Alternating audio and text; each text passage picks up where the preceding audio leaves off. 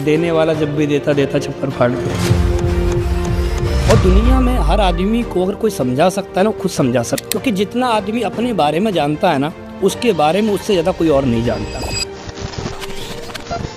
आपने नौकरी छोड़ दी, वो क्या घटनाक्रम हुआ था? वो रियली में हुआ था या वो सिर्फ एक डायलॉग है? क्योंकि मैं बड़ा सोचा करता कि मुझे बड़ा करना है। मैं कर्जा लेने में मुझे डर नहीं लगता था। मैं कर्जे पे कर्जा ले रहा था क्योंकि मुझे एक विश्वास था अपने ऊपर कि एक दिन मैं कर्जा पटा। कितने पैसे मिलते थे? मुझे उस समय 80 रुपये मिलते थे पर डे। 80 रुपये? पर डे 80 रुपये। मेरा मन हट गया था कि मुझे करना ही नहीं। मुझे पता नहीं था कभी ऐसा होगा, सच में ही नहीं पता था। मैंने ब्रेक ले लिया। ब्रेक ले लिया मतलब आप काम को छोड़ चुके थे या मतलब घर बैठ चुके थे? मैं घर बैठ चुका था। घर बैठ चुके थे? हाँ जी। मेरी वाइफ के पास सब कुछ सेल होने के बाद एक चीज बची थी, मंगलसूत्र। मेरी वाइफ ने वो मंगलसूत्र तक मेरे को दे दिया, बोला इसको भी बेचिए। मैं वो मंगलसूत्र तक मैंने बेच के आया हूँ। आज कितना कमा लेते हैं? रोज का लाख? हाँ जी, लाख से ऊपर। घंटे का कम से कम भी 5,000 के आसपास। हमारा कैसे हिम्मत आई कि मैं दोबारा फिर एक बार डायरेक्ट सेलिंग को कैसे आई और वो क्या हुआ था? मैं करना वही काम चाहता, मैं धीरे धीरे करके करता रहा। मेरे दिमाग से नहीं निकल पा रहा, क्योंकि मैंने वहाँ पर जो इवेंट थे वो अटेंड किए, तो मैंने वहाँ पर देखा था लोगों की जिंदगी क्या अच्छी होती है। आदमी को ब्लाइंड बिलीव करना ही चाहिए। हम लोग ब्लाइंड बिलीव कहाँ नहीं करते, हर जगह तो कर ही रहे ना। अपने परिवार पे कर रहे हैं, अपने माँ बाप पे करते हैं, अपने बीवी बच्चों पे कर रहे हैं। और जब तक 100% भरोसा नहीं होगा तो 100% सफलता हासिल हो ही नहीं सकती, आप चाहे मेहनत कितनी करें। आज फिर एक बार हम स्वागत करते हैं लीडिंग लीडर्स के इस पॉडकास्ट शो में, जिसका ध्येय है कि हमारे देश के हर व्यक्ति के अंदर लीडरशिप विकसित हो, भले ही वो किसी भी क्षेत्र से हो। कहते हैं लीडरशिप के बेसिक और सिद्धांत एक जैसे ही होते हैं। हमारा उद्देश्य है इस पॉडकास्ट चैनल के माध्यम से लोगों को विकसित करना, क्योंकि विकसित लोग ही विकसित समाज का निर्माण कर सकते हैं। तो आइए आज हम बात करेंगे एक ऐसे व्यक्ति से जो अपने आप में ग्रेट पर्सनैलिटी हैं, चार्मिंग है, यंग है और डायरेक्ट सेलिंग की दुनिया में अलग ही पहचान रखने वाले हैं, जिन्होंने बहुत कम उम्र में बहुत बड़ी कामयाबी हासिल की है। तो फिर आज हम स्वागत करते हैं great personality mister Anuj Sharma sir. Sir, आपका लीडिंग लीडर्स के इस पॉडकास्ट में हार्दिक स्वागत है। Thank you sir. सबसे पहले आपका बहुत बहुत धन्यवाद कि आज आपने मुझे लीडिंग लीडर्स प्लेटफॉर्म पे अपनी बात रखने का मौका दिया। Thank you sir. वैसे तो अनुज सर आपके बारे में बहुत कुछ जानते हैं, देश की जनता भी काफ़ी कुछ आपके बारे में जानती है, आपकी कामयाबी जो आपने हासिल की है। लेकिन ऐसे बहुत सी अनसुनी बातें हैं, अनछुए पहलू हैं जो आज तक आप लोगों से रूबरू नहीं हो पाए उन्हें लेकर। तो इस पॉडकास्ट में मुझे लगता है ऐसी बहुत सी बातें लोगों को जानने को मिलेंगी जो वो जानना चाहते हैं और जानने की इच्छा रखते हैं। तो अनुज सर, सबसे मैं पूछना चाहता हूँ, आप रहने वाले कहाँ के? मैं सर रहने वाला ग्रेटर नोएडा से हूँ। दिल्ली के पास एक शहर है ग्रेटर नोएडा, वहाँ पर एक गांव पड़ता है परी चौक से 10 किलोमीटर आगे। बरसात नाम है गांव का, बरसात विसायच बोलते हैं। वहाँ का मैं रहने वाला हूँ। अच्छा, यूपी के? जी, यूपी में। अनुज सर, आप कितने भाई बहन हैं? हम सर 2 भाई हैं और एक बहन है। मैं अपने घर में सबसे बड़ा हूँ, फिर उसके बाद मेरा छोटा भाई है और एक छोटी बहन है। तो आपके भाई क्या करते हैं? मेरा भाई प्राइवेट जॉब करता है और दिल्ली में उसकी जॉब है, वर्क फ्रॉम होम ही करता है। मेरी एक छोटी सिस्टर है, उसकी शादी हो चुकी है। मेरे परिवार में सभी की शादी हो चुकी है, मेरी भी, मेरे भाई की भी और मेरी बहन की भी। तो आपके पिताजी क्या करते हैं? पिताजी सरकारी नौकरी करते हैं और उनका आखिरी साल है अभी, और इसे 31 दिसंबर को वो रिटायरमेंट ले रहे हैं।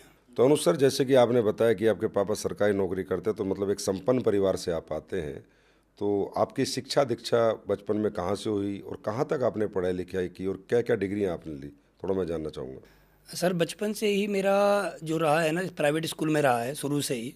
मैंने कभी सरकारी स्कूल में बचपन, जैसे मैंने देखा है बचपन में मेरे जो आस पड़ोस के लोग थे, आस पड़ोस के बच्चे, वो बचपन में सरकारी स्कूल में जाया करते थे। लेकिन मेरे पिताजी की सरकारी नौकरी होने की वजह से मेरी एजुकेशन प्राइवेट स्कूल में हुई और अच्छे स्कूल में हुई। मेरा जहाँ जन्म हुआ वहाँ से 5 किलोमीटर दूर एक कस्बा है। जब मेरे पिताजी जॉब पे जाया करते थे सुबह, तो मुझे अपने साथ लेके जाया करते थे और मुझे स्कूल छोड़ के जाया करते थे। फिर शाम को जब वो वापस आते थे तो मैं स्कूल के बाद, जैसे मैं स्कूल में 2 बजे 3 बजे छुट्टी होती थी, उसके बाद वहाँ मेरे पिताजी की एक सिस्टर लगती थी, उनके मैं घर जाया करता था, वहाँ मैं ट्यूशन पढ़ता था और रात को मुझे लेके आते थे डेली। मतलब 5 किलोमीटर मेरा डेली जाना होता था और 5 किलोमीटर आना होता था, क्योंकि उसके आसपास कोई भी प्राइवेट स्कूल, अच्छा प्राइवेट स्कूल नहीं होता था। तो उसी तरह से मेरा बचपन चलता रहा। 9th तक मैं प्राइवेट स्कूल में रहा। उसके बाद मेरा 10th और 12th ये मेरा सरकारी स्कूल, जो कि वहाँ के बड़े स्कूल होते थे, उसमें मेरा रहा। मैं पढ़ाई लिखाई में शुरू से कमज़ोर रहा। मेरा पढ़ाई लिखाई में बिल्कुल भी मन नहीं लगता था। मुझे पढ़ाई लिखाई करना मेरे लिए ऐसा समझो दुनिया का सबसे मुश्किल काम। मैं हमेशा स्कूल जाने से बचा करता था। मेरे पिताजी जब जॉब पे चले जाया करते थे तो मैं घर से स्कूल जाता था 10th में, लेकिन मैं स्कूल नहीं पहुंचता था। मैं स्कूल के बाहर ही घूमते बंक घूमते। मारते थे आप? हाँ वो जी। कहते हैं ना, हम लोग बचपन में जब स्कूल में मतलब अगर पापा मम्मी ध्यान ना दें जी और बार बार पेरेंट टीचर मीटिंग में ना जाए तो बंक मार देते थे। जी नाम स्कूल का होता था, बाकी खेलते थे। जी जी। तो फिर क्या मतलब, जैसे आपका पढ़ाई में इंटरेस्ट इस बच्चे का नहीं होता तो खेलों में होता है, तो क्या खेलों में इंटरेस्ट था आपका? नहीं, मेरा खेलों में भी नहीं था और ना मेरा पढ़ाई में था। मेरा जो वैसे ऐसे घूमना फिरना, पूरे दिन मौज मस्ती करना, दोस्तों के साथ घूमना, इधर उधर ही मेरा निकल जाता था। क्योंकि मेरे पास पैसे की कोई कमी नहीं थी। मेरे पिताजी अच्छी खासी जॉब में थे और हमारे परिवार में शुरू से ही बहुत लंबे समय से खेती होती हुई आई है। मैंने सुना है अपने पिताजी से कि हमारे 1990 से पहले घर में ट्रैक्टर हुआ करते थे। 1990 से लेकर अब तक भी, अब तो कई ट्रैक्टर है परिवार में। तो मुझे कभी पैसे की वो समस्या मुझे देखने को नहीं मिली कि मुझे पैसे की वजह से मेरा कोई काम रुका हो, पैसे की वजह से मुझे बचपन में साइकिल ना मिली हो या कोई भी चीज़। मुझे हमेशा अच्छे कपड़े मिले बचपन से, माता पिता ने अच्छी एजुकेशन देने की पूरी कोशिश करी, अच्छी साइकिल वगैरह जो भी चाहा उन्होंने मुझे दिया। तो मतलब आप फिर जैसे खेलते भी नहीं थे तो पिक्चरें देखने जाते थे? हाँ, ये आपने सही पकड़ी है वाली मेरी बात। मैं पिक्चर देखने बहुत जाया करता था। मैं अपने घर से निकलना, और आदमी जैसा होता है उसको ऐसे ही लोग मिल भी जाते हैं। तो मेरे दोस्त भी ऐसे बन गए जिनके साथ में घूमने जाना, पिक्चर देखना, और पिक्चर देख के फिर आ जाना स्कूल के टाइम तक, फिर अपने घर चले जाना। इसी वजह से मैं यूपी का रहने वाला हूँ। और सर आपको पता होगा यूपी में 33% नंबर पे पास होता है आदमी 10वीं में। वो सब जगह ही होता है 33? हाँ जी, और मेरा 33% नंबर ही आया 12वीं में? 10वीं में। 10वीं में? 10वीं में 33 ही आया। और फिर 12वीं में? 12वीं मेरे 37% आए। 37? 4% बढ़ा लिया? 4% एक्स्ट्रा, थोड़ी मेहनत ज़्यादा करी तो 4% बढ़ गया। तो संपन्न परिवार के होने के कारण आपको कोई तकलीफें तो थी नहीं, तो पढ़ाई में मन क्यों लगे जब पैसा खूब मिल रहा है खर्च जी करने को? पिक्चरों में आपका मन लगता था। जी तो फिर जैसे बच्चा पढ़ता है तो सोचता तो है कि यार बड़े होके ये करूंगा, या तो खेती करूंगा, नौकरी करूंगा, बिजनेस करूंगा, क्रिकेटर बनूंगा। जैसे आप पिक्चर देखते थे तो लगता था बॉलीवुड स्टार बनूंगा। क्या ख्वाब क्या रहे आपके बचपन में? मेरा कोई भी ऐसा, कोई मैं ये बोलूँ कि मेरा कोई ख्वाब था, कोई ऐसा ख्वाब नहीं था कि मैं डॉक्टर बनूँ, टीचर बनूँ या एडवोकेट बनूँ। ऐसा मैंने कोई ख्वाब देखा ही नहीं था। मैं नौकरी तो कभी करना ही नहीं चाहता था, क्योंकि मैंने अपने पिताजी को नौकरी करते हुए देखा। मैं नौकरी नहीं करना चाहता था। मैं जब भी पिक्चर देखता था तो पिक्चरों में मैं बड़े बड़े लोगों को देखता था, जो बड़े बड़े विलन होते थे। उनके पास लंबी लंबी गाड़ियाँ, बड़े बड़े बंगला, बड़े बड़े घर होते थे। मैं उनको देख के बड़ा प्रभावित होता था, काश मुझे भी ऐसा बनना है, मैं भी ऐसा पैसे वाला आदमी कभी बनूंगा। तो मैं मूवी को देख के प्रभावित होता था कि मुझे बड़ा आदमी बनना है। कैसे बनना है पता नहीं? कैसे बनना ये पता नहीं था, कुछ भी, कोई रास्ता मिलेगा नहीं मिलेगा कुछ पता ही नहीं था। बस लंबी गाड़ी लेनी है? हाँ, बस बड़ा आदमी बनना है एक दिन। लंबी लंबी गाड़ियाँ लेनी जी है, जी जी। ये सोचते थे फिल्में देख देख के? बस हमेशा फिल्में देखता और बड़े बड़ी सोच, बड़ा बड़ा ये सोचता था मैं हमेशा कि यार एक दिन है ना मुझे बड़ा आदमी बनना है। बनूंगा कहाँ से, क्या करूंगा, ये पता नहीं था। तो फिर ये बड़े आदमी बनने के लिए पहला क्या काम आपने शुरू किया? मैंने तो सुना है कि आपने शुरू शुरू में नौकरी शुरू करी थी। तो नौकरी किस उम्र में आपने शुरू करी थी और क्या करी थी? मैं जब 12th मैंने करी तो मेरे पापा ने मुझसे बोला कि तू एक काम कर, तू आगे भी पढ़ाई कर ले। तो जिसको पढ़ाई लिखाई में बिल्कुल भी मन नहीं लगता तो उसके लिए बीए सबसे आसान माना जाता है। तो मैंने बीए में एडमिशन लिया। तो बीए में एडमिशन लेने के पीछे का एक कारण था कि मैं गेट नोएडा का रहने वाला हूँ, और गेट नोएडा में थोड़ा सा ही शादियों वगैरह में ना दहेज वगैरह थोड़ा अच्छा मिल जाता है। तो मेरे पिताजी ने बोला भाई तू एक काम कर, तू ग्रेजुएशन कर ले तो तेरी शादी थोड़ी सी अच्छी हो जाएगी और हम भी तेरे से फिर फ्री हो जाएंगे। तो फिर मैंने बीए में एडमिशन ले लिया। बीए में एडमिशन लेने के बाद मैं कुछ ही दिन ही कॉलेज गया। कुछ ही दिन कॉलेज जाने के बाद मेरी शादी हो जाती है। मेरी शादी हो गई थी 2008 में। मैं उम्र उस समय मेरी 18 साल की थी। 18 साल की उम्र में ही मेरी शादी हो गई थी। आपने तो नाबालिग में शादी की, कानून का उल्लंघन किया आपने। तो हमारे क्या उस एरिया में सर छोटी उम्र में शादी हो जाती है। गेट नोएडा में थोड़ी छोटी उम्र में शादी हो जाती है। अब तो थोड़ा सोच बदल गई है लोगों की, लेकिन उस समय मेरी 2008 में मेरी शादी होगी। मेरी वाइफ जो है मेरे पापा के दोस्त की लड़की है। मैंने अपनी वाइफ को कभी भी शादी से एक दिन पहले नहीं देखा। मैंने अपनी वाइफ को सबसे पहली बार अगर कहीं देखा तो जयमाला पे देखा, उससे पहले मैंने देखा ही नहीं। हाँ, पुराने रीति रिवाज। जी, क्योंकि उस समय मेरे पास कोई मोबाइल वगैरह भी नहीं था कि हम बात कर सकें, कि हम उसके गांव जा सकें, मिल सकें। क्योंकि हम सोचा करते उसके गांव जाएंगे तो किसी ने देख लिया तो हमारे घर तक बात आएगी। तो मैं कभी गया भी नहीं, और ना मैंने कभी कोई मोबाइल वगैरह पे बात करने की कभी सोची। तो मेरे पापा की वो दोस्त की लड़की है, तो उन्होंने रिश्ता भी अपनी मनमर्जी से ही कर लिया कि वो ट्रेन में दोनों साथ जाते थे। जब पुराने लोग जो हैं वो आपस में ही रिश्ते वगैरह कर लेते थे, मेरी लड़की तेरा लड़का, ऐसे करके वो मेरी शादी 2008 में हो गई। और जैसी मेरी शादी हुई तो फिर मैंने कॉलेज जाना भी बंद कर दिया, क्योंकि मेरे पिताजी ने बोला था तेरी शादी हो जाएगी तू बीए कर ले। तो मेरा जो मकसद था बीए करने को मेरा पूरा हो गया, तो मैंने कॉलेज जाना ही बंद कर दिया। उसके बाद धीरे धीरे जिम्मेदारियां बढ़ने लगी। तो मेरे आज तक जीवन में मेरे साथ हमेशा ऐसा रहा है कि मुझे जो घर वालों ने पैसा दे दिया अपनी मर्जी से तो दे दिया, मैंने कभी मांगा नहीं कि मुझे इसलिए चाहिए, मुझे एक कारण है, मुझे ज़रूरत है, चाहिए। फिर मैं पार्ट टाइम में चला गया, मैंने कंप्यूटर कोर्स सीखने के लिए मैं गाजियाबाद चला गया। कंप्यूटर कोर्स का? हाँ जी, कंप्यूटर कोर्स सीखने के लिए। ये बात है जब मैं 12th में था। मेरी इनकम पहली कहाँ से हुई, जब मैं 12th में था मैं गाजियाबाद में करता था स्टडी। तो मैं गाजियाबाद गया, वहाँ मैं कंप्यूटर कोर्स सीखने लगा। उस समय पे कंप्यूटर का एक बहुत बड़ा चाव था कि किसके पास कंप्यूटर आता हो, बहुत बड़ी बात। वर्ड एक्सेल आता हो? हाँ जी, हाँ जी। तो मैं वर्ड एक्सेल वहाँ सीखता, जाके ट्रेन में जाता, ट्रेन से डेली मेरा आना होता। मेरे एक दोस्त था वहाँ पर, वो सरकारी हॉस्पिटल में उसके पिताजी जॉब किया करते थे गाजियाबाद, एक एमएमजी हॉस्पिटल है। है जी, वो पोलियो डिपार्टमेंट में थे उसके पिताजी।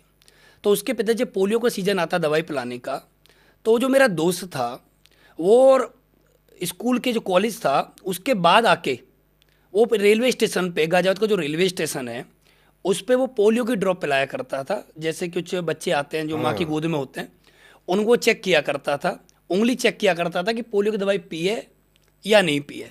पोलियो अभियान चलाता हमारे हाँ जी, हाँ जी। तो वहाँ का सुपरवाइजर था, तो उसके नीचे वो लड़के काम करते थे। तो मैंने उससे पूछा यार तुझे क्या रुपये मिलते हैं, तो उसने मुझे बताया कि मुझे इतना पैसा मिलता है।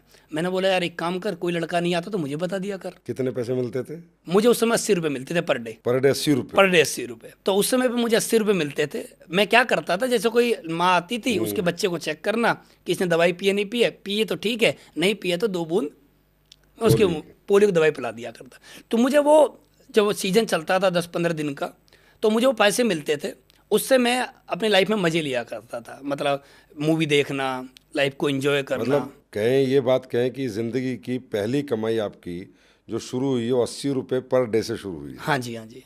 फिर उसी बीच में मेरी लाइफ आगे चलती रही, वाइफ थी, फिर एक बच्चा भी हो गया। उसके बाद मैं अपनी जॉब में लगा रहा, धीरे धीरे करके मेरी जॉब चेंज हुई।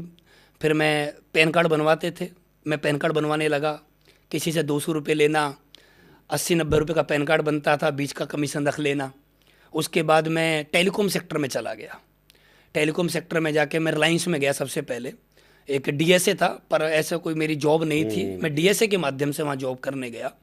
तो वहाँ पर जब मैं जॉब करता था तो मेरा काम था जो लोग पोस्टपेड कनेक्शन लेते हैं उनके वेरिफिकेशन करता था। मैं घर जाता था और ये चेक करता था कि जो पोस्टपेड कनेक्शन जिस व्यक्ति ने लिया है ये इसका बिल भर पाएगा या नहीं भर पाएगा, वो मैं चेक किया करता था जा के। तो मेरा ऐसे जीवन चलता रहा। उसके बाद मैं रिलायंस से वोडाफोन में आया, वोडाफोन से फिर मैं एयरटेल में आ गया। एयरटेल में जब मैं जॉब किया करता था तो एयरटेल में मैंने अच्छा पैसा कमाया। मेरा लगभग 30,000 रुपये के आसपास मैं महीने का कर लेता था वहाँ से। जी, वेरिफिकेशन वाला काम सही? नहीं, मैं एयरटेल में आ गया ब्रॉडबैंड कनेक्शन में। Broadband connection? हाँ जी, मैं गेट नोएडा का रहने वाला हूँ, तो गेट नोएडा में स्टूडेंट बहुत ज़्यादा आते हैं। तो स्टूडेंट को सबसे पहले घर में कुछ मिले या ना मिले इंटरनेट चाहिए। तो मैं उनका इंटरनेट कनेक्शन फॉर्म भरने के लिए मैं उनके घर जाता और उनसे फॉर्म लेके मैं आता, अपने ऑफिस में जमा करता। मुझे वहाँ पर मेरे पास 2 ऑप्शन थे कि आप जॉब सैलरी पे करना चाहोगे, कमीशन पे करना चाहोगे। तो मैंने वहाँ भी कमीशन चुना था। मतलब आपको अपने ऊपर इतना विश्वास था कि बेच तो मैं दूंगा ही जी, कनेक्शन बेच दूंगा जी। तो हम ये बात करें कि आपकी शुरुआत टेलीकॉम इंडस्ट्री से हुई है। हाँ जी, टेलीकॉम में पहले रिलायंस, जी, फिर वोडाफोन और लास्ट में एयरटेल। तो जैसे टेलीकॉम इंडस्ट्री में आप थे तो जो व्यक्ति किसी भी इंडस्ट्री में जब शुरू में जाता है तो उसी इंडस्ट्री में आगे ग्रोथ करना चाहता है कि इसमें मैं और जीएम बनूं, एसजीएम बनूं, जोनल मैनेजर बनूं। जी, तो ऐसा आप सोचते थे? ऐसा मैंने इसलिए नहीं सोचा कि एक तो मैं डीएसए के थ्रू वहाँ जॉब करता था, क्योंकि अगर मुझे जीएम वगैरह बनना है तो एक तो मेरी ग्रेजुएशन होनी चाहिए कंप्लीट, वो मेरी थी नहीं। और मैंने कभी ज़्यादा सीरियस लिया भी नहीं कि मैं ग्रेजुएशन करूँ अब फिर उसके बाद मैं इस जॉब में जाऊँ, क्योंकि मुझे अंदर से पता नहीं क्यों लगता था कि मैं एक दिन बड़ा आदमी बनूंगा। और मुझे ऐसा लगता था मैं सेल्स करके बड़ा आदमी बन सकता हूँ, जॉब करके जहाँ बैठ के काम करना हो वहाँ मैं बड़ा नहीं बन सकता।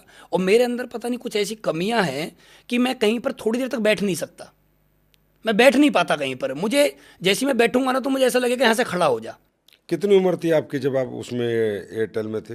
उस समय मेरी जो उम्र थी लगभग लगभग 20-21 साल की उम्र रही होगी। 20-21 साल में भी आप 30,000 महीना 30,000 कमा रुपये लेते थे। कमाता था। तो उसके बाद आप डायरेक्ट सेलिंग आपकी ज़िंदगी में कैसे आई? एक दिन की बात है कि मेरे जो पिताजी हैं वो सुबह 6 बजे के आसपास जॉब पे जाते हैं। तो मेरी मम्मी ने शाम को एक दिन मुझसे बोला कि आप सामने एक दुकान है, इससे घर का कुछ सामान लिया। ब्रेड का पैकेट ही मंगाया था मेरे से। तो मैं वहाँ ब्रेड का पैकेट लेने के लिए गया। एक व्यक्ति थे उन जिनकी वो दुकान थी, वो किसी को फ़ोन पे एक उनके सामने एक प्लान फोल्डर था, बिजनेस प्रेजेंटेशन जिसको हम दिखाते हैं। तो वो दिखा रहे थे, किसी को फ़ोन पे बता रहे थे। तो मैं बड़े ध्यान से सुन रहा था वहाँ उनकी बातों को। वो बता रहे थे कि आप ऐसे ऐसे नेटवर्क बनाओगे, एक दिन आप करोड़पति बन जाओगे, एक दिन आपके पास गाड़ी होगी, घर होगा। वहाँ पर एक किताब रखी हुई थी, वो मैंने किताब उठा ली। मैं किताब उठा के मैं ऐसे ही पन्ने पलटने लगा। तो पन्ने जब मैं पलट रहा था तो मैंने देखा कि कुछ लड़के मेरी उम्र के ही वहाँ पर पैसे कमा रहे थे। मैंने अपने जैसों को वहाँ पर फोटो के माध्यम से देखा। मैंने देखा कि ये 10th पास है, मैंने देखा 12th पास है, इसके पास ये गाड़ी है, ये पैसे कमा रहा है। तो मैंने उनसे, जब उनकी बात खत्म हुई फ़ोन पे, तो मैंने उनसे पूछा कि ये क्या बता रहे थे आप? तो उन्होंने मुझे बताया कि ऐसे ऐसे कंपनी है, उसका ये सामान है और ऐसे ऐसे करके ज्वाइन करना होता है, उसके बाद ये काम करना होता है। तो मैंने बोला क्या करना पड़ेगा? उन्होंने बोला कि ये 350 रुपये का एक फॉर्म भरना होता है। और मैं उस समय 30-35 हज़ार रुपये महीने का कमा ही रहा था सेल्स में। मैंने बोला ठीक है, अब मेरा फॉर्म भरिए। फिर मैंने बोला अब क्या करना है? उन्होंने बोला आपको ये कोट पैंट है, ये साड़ी है, जूते वगैरह हैं, आपको कुछ भी ले सकते हैं। तो मैंने जूते वगैरह ले लिया, क्योंकि मुझे कोट पैंट की कोई खास ज़रूरत थी नहीं। ठीक है। तो मैंने वहाँ से जूते वगैरह ले लिए, वहाँ की किट थी वो मैंने ले ली। फिर उनके वहाँ पर एक ट्रेनिंग हुआ करती थी, मैं उस ट्रेनिंग में चला गया।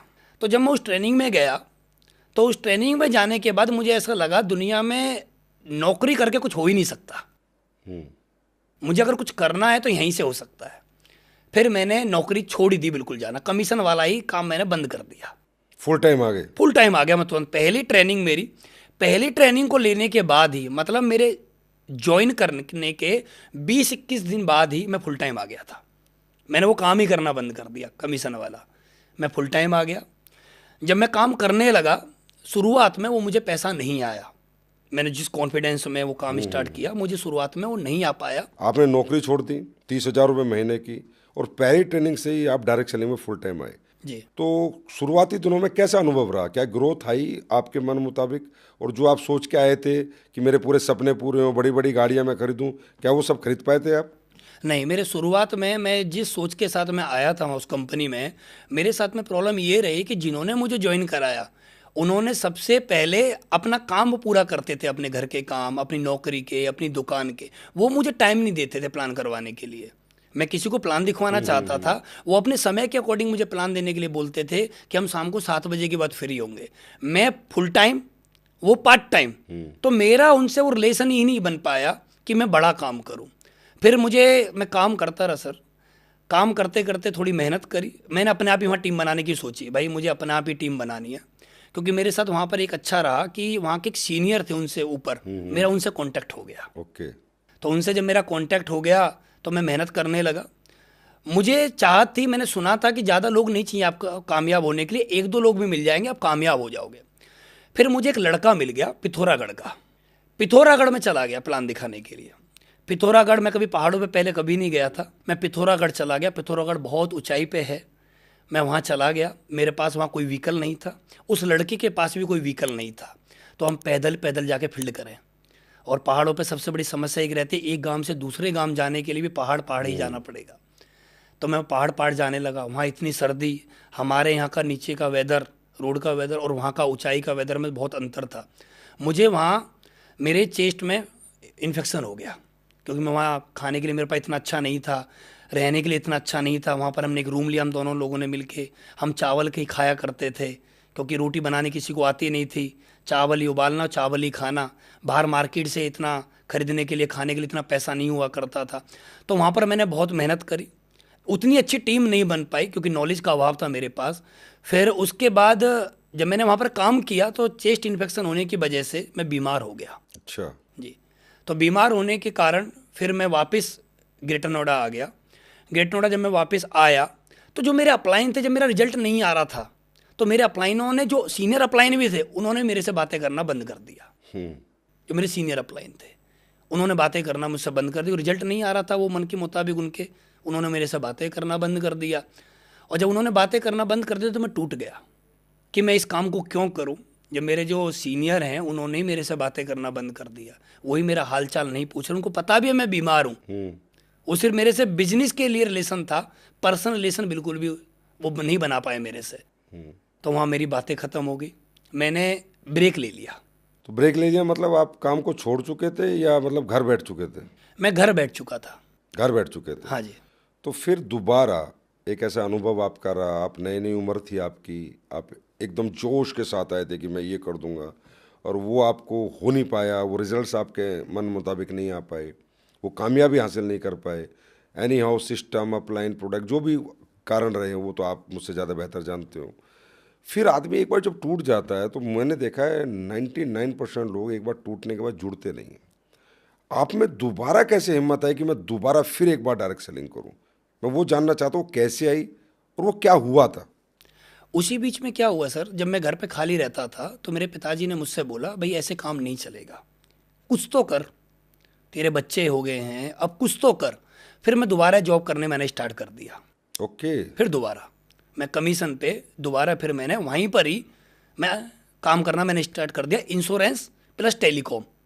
मैं 2 जगह मैं काम करता, जिन लोगों को मैं कनेक्शन सेल करता उन लोगों के कॉन्टैक्ट नंबर से फिर मैं उनको आईसीआईसीआई प्रूडेंशियल में था मैं उनको इंश्योरेंस के बारे में बताने लगा। उसी बीच में फिर जॉब कर लिया दोबारा? फिर जॉब में मैं दोबारा आ गया।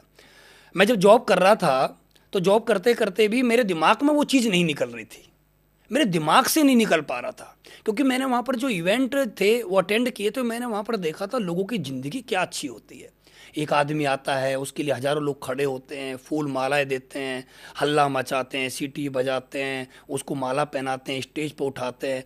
मेरे दिमाग से वो चीज़ नहीं निकल रही थी और मैं उन्हीं के जैसा बनना चाहता था। कहते हैं ना डायरेक्ट सेलिंग एक बार कोई कर लेता है जी वो दूर जा सकता है डायरेक्ट सेलिंग से, लेकिन उसकी अंतरात्मा और खून में वो रम जाती है। जी तो हमारी तो इंडस्ट्री में कहा गया डायरेक्ट सेलिंग प्लास्टिक का कीड़ा है, कभी मरता ही नहीं है। जी, तो आप बिल्कुल सही कह रहे हैं सर, वो मेरे दिमाग से नहीं निकलता था, मैं बेचैन रहता था, मैं कुछ करूं, मैं कुछ करूं।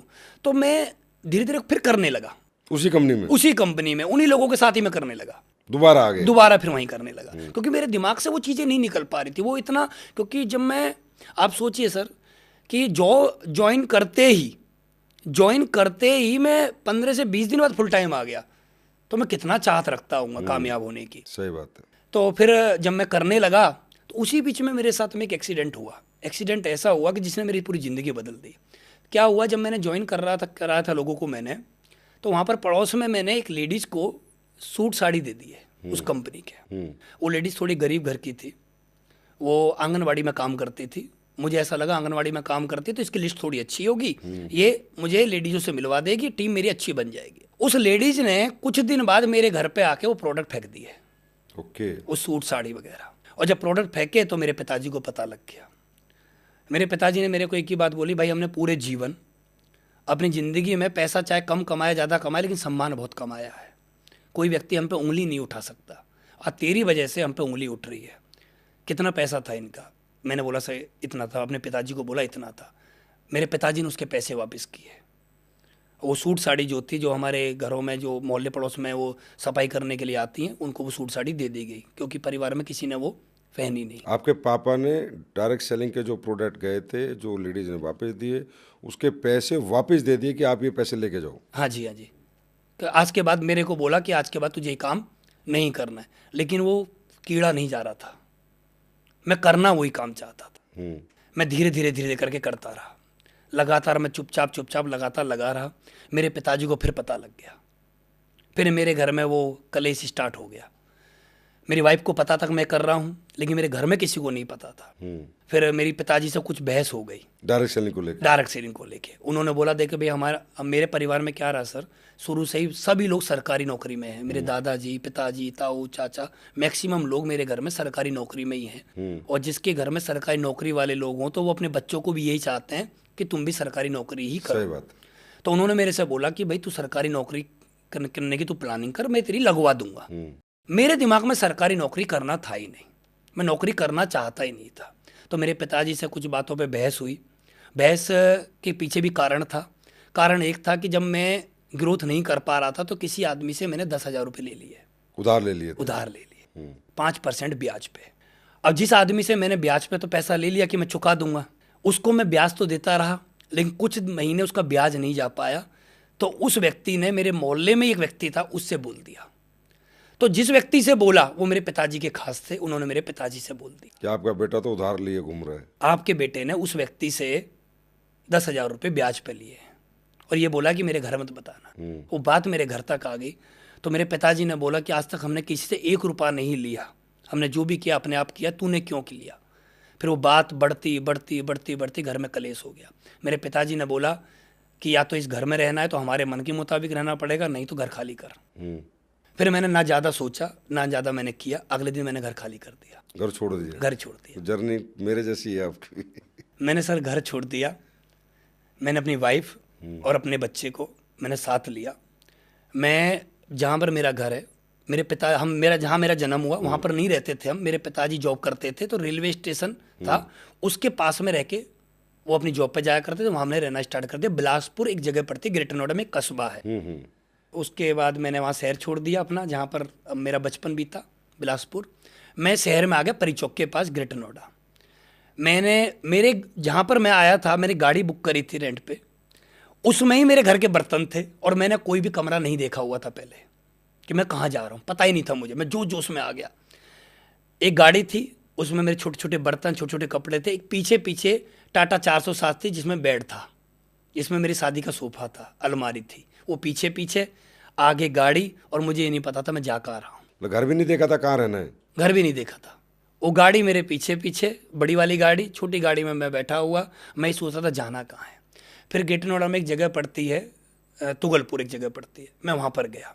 मैंने वहाँ का माहौल देखा, जहाँ पर रेंट पे गया वहाँ का माहौल बहुत ज़्यादा नेगेटिव था, स्मेल वगैरह ऐसी कुछ आ रही थी, जहाँ वहाँ लोग छोटे छोटे कमरे थे।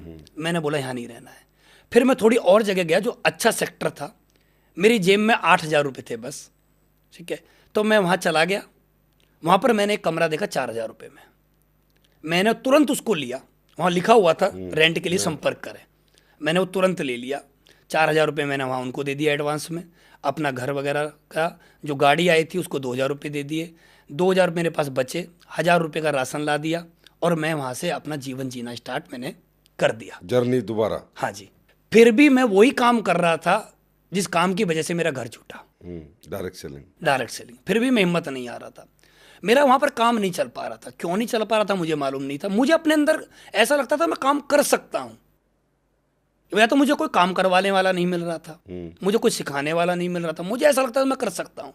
मैं सोता भी था तो मेरे दिमाग में वही फूल मालाएं, वो माहौल घूमा करता था। मतलब आप ये कहें आपकी इस जर्नी में कि आप इतने कॉन्फिडेंट थे कि डायरेक्ट सेलिंग में कैरियर को लेकर, फ्यूचर को लेकर, कि घर में इतना कलेश होने के बावजूद आपने इतना ब्लंट डिसीजन लिया, एक संपन्न परिवार को छोड़ के कमरे में आके रहें, और फिर भी ये सोच रहे हो कि मेरे से क्यों नहीं हो रहा, मतलब वो कारण ढूंढ रहे हो।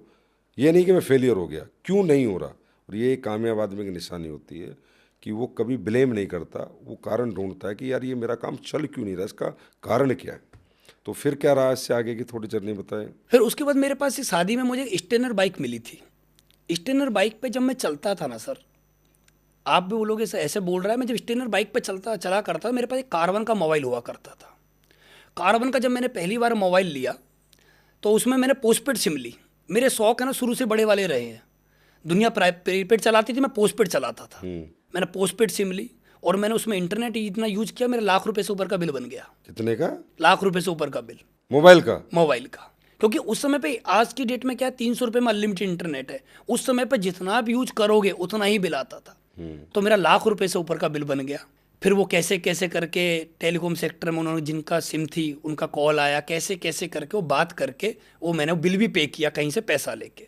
ऐसा करते करते जब वो कार्बन का मोबाइल में हेलमेट लगाता था, कार्बन का मोबाइल हेलमेट लगाया, बाइक स्टार्ट करी, कार्बन का मोबाइल में बीच में लगा था। चाइनीज मोबाइल था, चाइनीज मोबाइल की जो वायर होती थी कान में लगती थी, उसमें आवाज़ नहीं आती थी। तो मैं उस मोबाइल को बीच में लगाया करता था और मैं पंजाबी गाना या ऐसे कोई डांस सॉन्ग, बिल्कुल मस्त वाले गाने सुना करता था। और जब वो गाने चलते थे तो मैं फील करता था मैं एक गाड़ी से जा रहा हूँ, लोग मेरा इंतज़ार कर रहे हैं, लोग मेरे लिए फूल माला लेके खड़े हुए हैं, मैं उतर रहा हूँ, लोग तालियां बजा रहे हैं और मेरी जेब में पैसा नहीं था। और मैं ऐसा सोचा करता था। इसे कहते हैं फ्यूचर इमेजेस। ये मतलब एक ट्रेनिंग है और बड़ी ट्रेनिंग है कि जो व्यक्ति कुछ बनना चाहता है, अगर वो इमेजेस 24 घंटे उसके माइंड में रहती हैं तो उसकी बॉडी वैसा ही रिस्पॉन्स करती है और एक ना एक दिन उसका माइंड भी वैसे रिस्पॉन्स करता है और वो इमेजेस जो उसने कलेक्ट करी थी माइंड में, वो एक दिन रियलिटी में उसके साथ हो जाती है। जी, तो वही मेरे दिमाग में पूरे दिन चलता रहता था। मैं कहीं मॉल में जाता था, पैसे नहीं थे लेकिन शोरूम जो होते थे बड़े बड़े, मैं सोचा करता था एक दिन मैं आऊँगा, मैं पर्स निकालूंगा, कार्ड निकालूंगा, मैं शॉपिंग करके जाऊँगा। वाह। मैं सोचा करता था, कोई लंबी गाड़ी जाती थी, मैं सोचा करता था एक दिन ऐसी गाड़ी में मैं चलूँगा। कुछ भी नहीं था। उसी समय पे जब मैं वहाँ रहने लगा तो मेरा काम नहीं चल रहा था। काम ना चलने की वजह से मेरे पास मेरी इमेज मार्केट में अच्छी थी क्योंकि मेरे पेरेंट्स को लोग जानते थे। मैंने किसी आदमी से 20,000 रुपये उधार ले लिए, उसने मुझे दे दिए। और जब उसका तगादा हुआ तो मेरे दिमाग में एक चीज़ आई कि कमेटी डलती है हमारे एरिया में। मैंने कमेटी डाल दी। कमेटी डाली मैंने 50,000 की। पहली कमेटी छुट्टी मेरी 28,000 की। 28 में से 20,000 मैंने उसको दे दिए, 8,000 मेरे बचे। 8,000 से मैंने अपना जीवन यापन करना स्टार्ट कर दिया। अब जब कमेटी हर महीने ईएमआई जो जाती थी उसकी किस्त, वो देने के लिए मेरे पास पैसे नहीं होते थे। वो 3-3 4-4 महीने की इकट्ठी हो जाती थी। फिर मैं कहीं और कमेटी डालता था दूसरी जगह, वहाँ से लेके यहाँ, यहाँ से लेके वहाँ, ऐसा करते करते सर मेरे ऊपर 10.5 लाख रुपए का कर्जा हो गया। आपके ऊपर? हाँ जी। कितने दिन में हुआ ये कर्जा? 1.5 साल में 10.5 लाख रुपए। 10.5 लाख रुपए। क्योंकि मेरे खर्चे कंट्रोल में नहीं आ रहे थे मेरे में, क्योंकि मैं बड़ा सोचा करता था कि मुझे बड़ा करना है। जब मैं किराए के घर में रहता था तब भी मैं अच्छी जिंदगी जीता था। मैं कर्जा लेने में मुझे डर नहीं लगता था। मैं कर्जे पे कर्जा ले रहा था क्योंकि मुझे एक विश्वास था अपने ऊपर कि एक दिन मैं कर्जा पटा दूंगा। कमा क्या रहे थे उस टाइम पे आप? कुछ नहीं। मतलब आपका बिजनेस, डायरेक्ट सेलिंग कंपनी में जो आप काम कर रहे थे, बिजनेस नहीं चल रहा था आपका? बिजनेस नहीं चल रहा था मेरा। मैं कोशिश कर रहा था। मैंने मार्केट में जाके जो पिलर होते हैं इलेक्ट्रिक पिलर, उन पे मैं पेपर भी लगाया करता था कि जॉब करने के लिए संपर्क करें।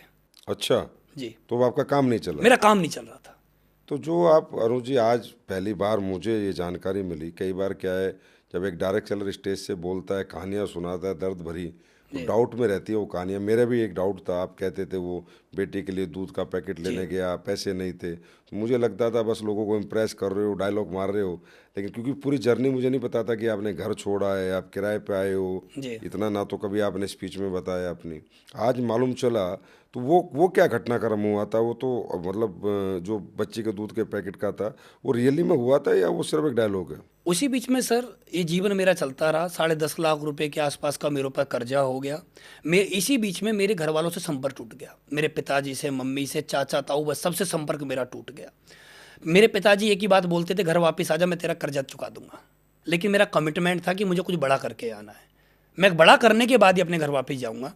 लेकिन वो बड़ा हो भी नहीं रहा था, घर वालों से संपर्क भी नहीं था, लेकिन मेरा जीवन फिर भी चलता रहा। इस बीच में मेरी वाइफ का सपोर्ट मेरे साथ बहुत ज़्यादा रहा। मेरे पास मकान का किराया देने के लिए पैसे नहीं हुआ करते थे, तो मुझे जब शादी मेरी हुई तो ससुराल से मुझे सोने की चेन और एक सोने की अंगूठी मिली। वो भी मैंने बेच दी थी घर का किराया देने के लिए। मेरी वाइफ को जो मेरी मम्मी की तरफ से सोने की चीज़ें चढ़ाई गई, वो धीरे धीरे करके वो भी सब सेल हो गई। मैं जिस घर में रहता था, जैसे आज मैं अल्फा 1 में रहता था ग्रेटर नोएडा में, जब मैं उसका रेंट लंबे समय तक नहीं दे पा रहा था तो मकान मालिक ने वो घर खाली करवा दिया। मैं दूसरे सेक्टर में जाकर शिफ्ट हो गया। जब मैं उसका रेंट नहीं दे पाया सही टाइम से तो उसने भी खाली करवा दिया। ऐसे जीवन चलता रहा। एक बार मेरे जीवन में ऐसा हुआ जो मैंने बहुत कम बताया लोगों को, कुछ ही लोगों को मालूम है। मकान मालिक हस्बैंड वाइफ दोनों आ गए। उन्होंने मेरे से बोला कि घर का किराया आज दो, नहीं तो खाली करो। मेरी वाइफ के पास सब कुछ सेल होने के बाद एक चीज़ बची थी, मंगलसूत्र। वो दिन है, मुझे आज भी याद है। मेरे जीवन का सबसे बड़ा मोटिवेशन वाला डे था वो मेरे लिए, जहाँ से मेरी लाइफ में कुछ बदलाव आए। मेरी वाइफ ने वो मंगलसूत्र तक मेरे को दे दिया, बोला इसको भी बेच आओ। मैं वो मंगलसूत्र तक मैंने बेच के आया हूँ। और ये ज़्यादा पुरानी बात नहीं है, अब से 10 साल पुरानी बात है। मैंने अपनी वाइफ का मंगलसूत्र वो बेचा, उस व्यक्ति को पैसा दिया। उसी बीच में एक दिन रात पहले की बात है, मकान मालिक से एक रात पहले की बात है, मेरी लड़की घर में रो रही थी। मेरे घर में जो लड़की पैदा हुई थी सर, तो मुझे आज भी याद है, वो उस दिन बारिश हो रही थी। जब बारिश हो रही थी तो मेरे पास उस समय एक सेंट्रो कार हुआ करती। मेरे पास पैसा नहीं था लेकिन मैं गाड़ियों का मालिक था। मेरी पहली गाड़ी कब आई वो भी मैं आपको बताऊंगा। मेरे पास सेंट्रो गाड़ी थी, लेकिन सेंट्रो गाड़ी के वाइपर नहीं चल रहे थे। मुझे वो रात आज भी याद है। मैं हॉस्पिटल जा रहा था, जब मेरी वाइफ को दर्द हो रहा था हॉस्पिटल, मैंने इतनी बारिश थी, बाइक पर ना चलने की वजह से मैं गाड़ी चला रहा था, तो मैं शीशा खोल रखा था, मैं गाड़ी के बाहर निकल के, शीशे में से बाहर निकल के मैं देख रहा हूँ रोड को, और मैं गाड़ी चला रहा हूँ। मैंने अपनी वाइफ को वहाँ एडमिट कराया। अगले सुबह ही सुबह जो बेबी पैदा हुई थी, बच्ची पैदा हुई थी, वो कमज़ोर बच्ची पैदा हुई थी। तो डॉक्टर ने बोला कि इसको, शीशे को क्या बोलते मुझे नहीं मालूम, उन्होंने बोला इसमें रखना पड़ेगा।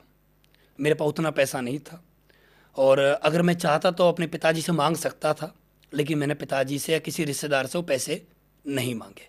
मैंने बोला मैं इसमें नहीं रख सकता कि मेरे पास इतना पैसा नहीं है, और कोई तरीका बताइए जिससे लड़की जीवन भर सही रहे।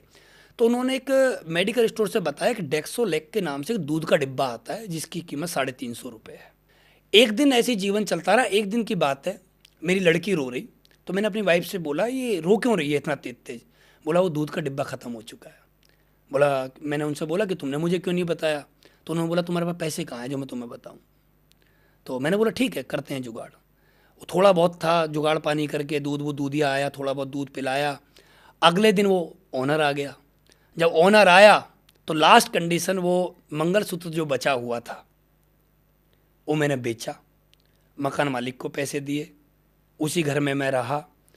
अपनी लड़की के लिए 2-3 दूध के डिब्बे एक्स्ट्रा रखे लाके, अपनी जो मेरे पास गाड़ी थी उसमें सीएनजी वगैरह फुल करवाई। फिर भी मेरा उम्मीद यही थी कि मुझे काम करना है। कितने जिद्दी हो यार अनुज जी आप, मुझे तो आज पता चला है।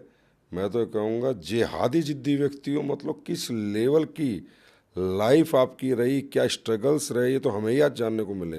सच में बता रहा हूँ, मेरे रोंगटे खड़े हो रहे हैं, पहली बार मुझे जानने को मिला है। इतनी बड़ी जीत, एक संपन्न परिवार का लड़का, परिवार में सब कमाने वाले, खूब पैसे की कोई कमी नहीं, पर एक ही जिद कि घर जाऊंगा तो कामयाब होके जाऊंगा, लेकिन जिस घर से आ चुका दोबारा नहीं घुसूंगा, चाहे कर्ज हो चाहे कुछ हो। चलो बहुत बहुत, मतलब मैं कह सकता हूँ ये तो इंस्पिरेशन जर्नी है आपकी। और सर इसी बीच में एक वाकया और हुआ। जब मैं वहाँ काम कर रहा था तो मेरा काम नहीं चल रहा था। उसी समय पे काम करते करते मेरे एक दोस्त बन गए थे वहाँ पर, उसी कंपनी में। वो मेरे ससुराल के पास के थे, आज वो मेरी टीम में ही है। उन्होंने मेरे से संपर्क किया। मैं उस बीच में काम नहीं कर रहा था, काम चल नहीं रहा था, तो मैं काम भी नहीं कर पा रहा था। वो उन्होंने मुझसे संपर्क किया, बोले सर क्या हाल चाल है? मैंने बोला ठीक ठाक हूँ सर। बोला मुझे मिलना है आपसे। वो मेरी ताकत जानते थे पता नहीं कैसे। उन्होंने बोला सर एक काम करते हैं, आप काम तो कर ही नहीं रहे हो, आप मेरे साथ स्टार्ट करो। अच्छा। फिर मैंने उसी कंपनी में, जब मैं काम नहीं कर रहा था पहले, दोबारा मैंने आईडी लगाई, और दोबारा आईडी लगा के, मेरी वाइफ रहती थी ग्रेटर नोएडा, मैं पलवल शिफ्ट हो गया। पलवल शिफ्ट हो गया मैं। एक मेरा पलवल का किराया, एक मेरा ग्रेटर नोएडा का किराया। मैं पलवल में शिफ्ट हो गया।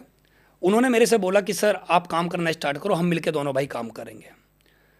जिन्होंने मुझे ज्वाइन कराया दोबारा वहाँ पर, उनकी भी हालत मेरे जैसी थी, उनके पास भी पैसा नहीं था। हम दोनों लोग ऐसे जिनके पास पैसा ही नहीं था। लेकिन मुझे मालूम था कि मैं काम बहुत बड़ा कर जाऊँ, क्योंकि मुझे एक सपोर्ट वाला आदमी मिल गया। मैंने काम किया सर।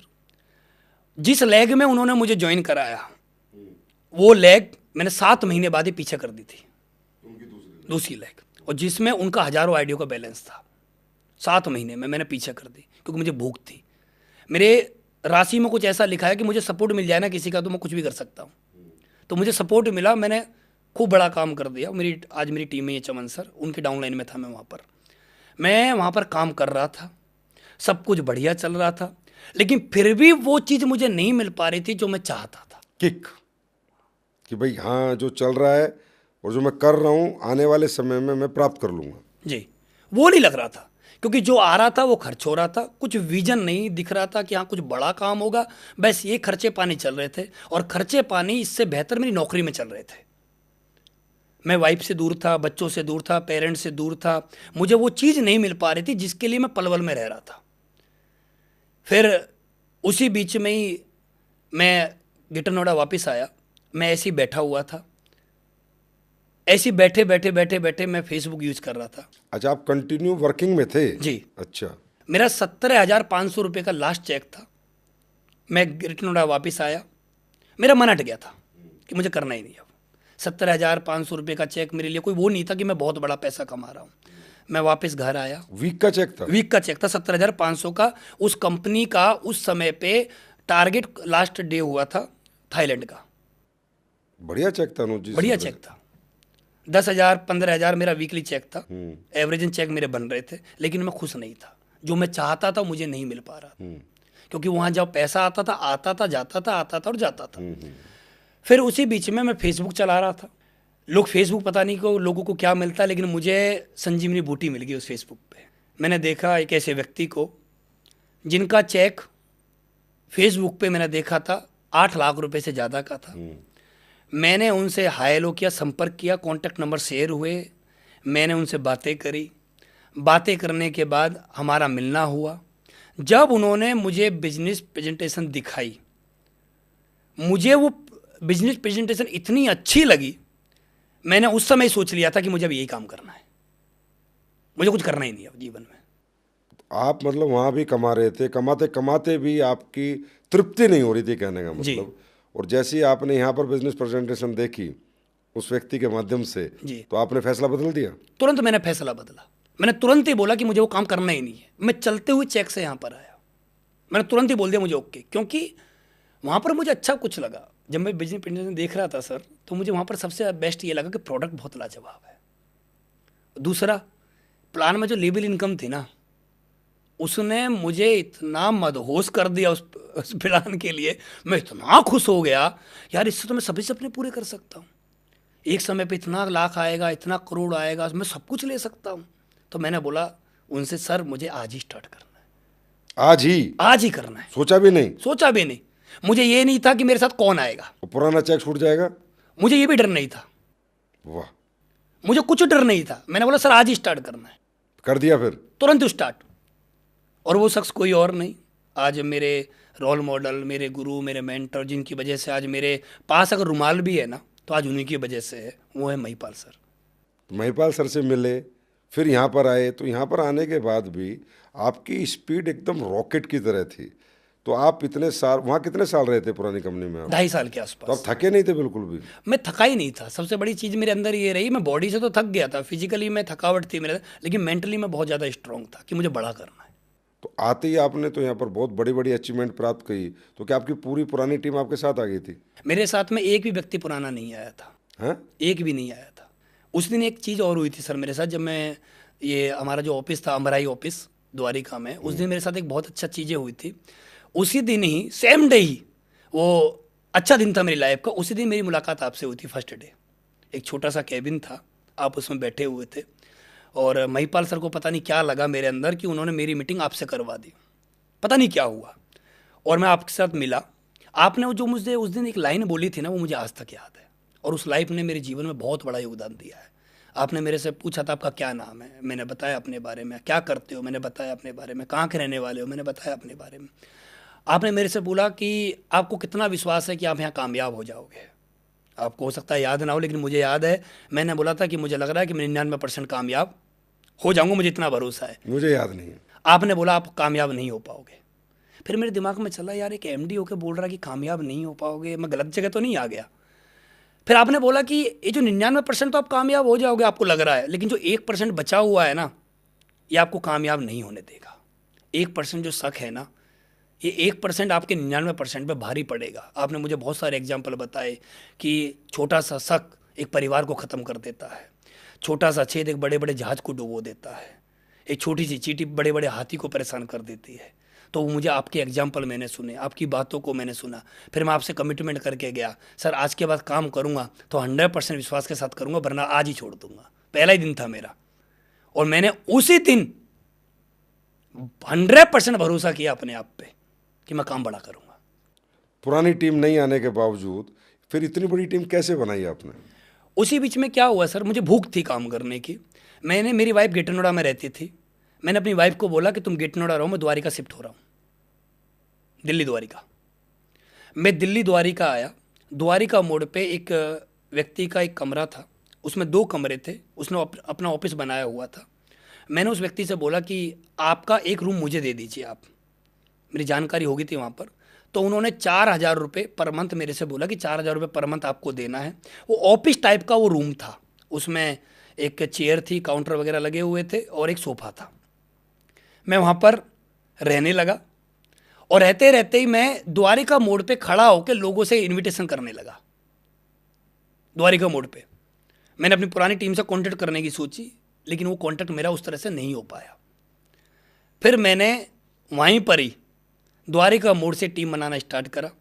लोगों जो जाते रहते थे, आते रहते थे, उनसे मैं पूछता था आप क्या करते हो, कोई बोलता था जॉब करता हूँ। फिर मैंने उनसे संपर्क बनाया, कोल्ड इनविटेशन, कोल्ड, जिसमें मुझे लंबा समय लग गया। फिर उसके बाद मैंने अपने जो सीनियर थे महिपाल सर, मैं उनसे उनको मिलवाता, महिपाल सर उनका फॉलोअप करते, हमने ज्वाइनिंग निकालना स्टार्ट कर दिया। मेरी पहली ज्वाइनिंग आई मेरे SGO में, फिर एक मेरी ज्वाइनिंग आई SAO में। मेरा पहला चेक बन गया 29 सितंबर 2016 को। पहला चेक नहीं भूलते आप? पहला चेक कभी नहीं भूलता मैं। और पहला चेक मुझे आज भी याद है। वो पहला चेक मुझे चेक के रूप में मिला था। अच्छा, चेक के रूप में मिला? चेक के रूप में मिला था।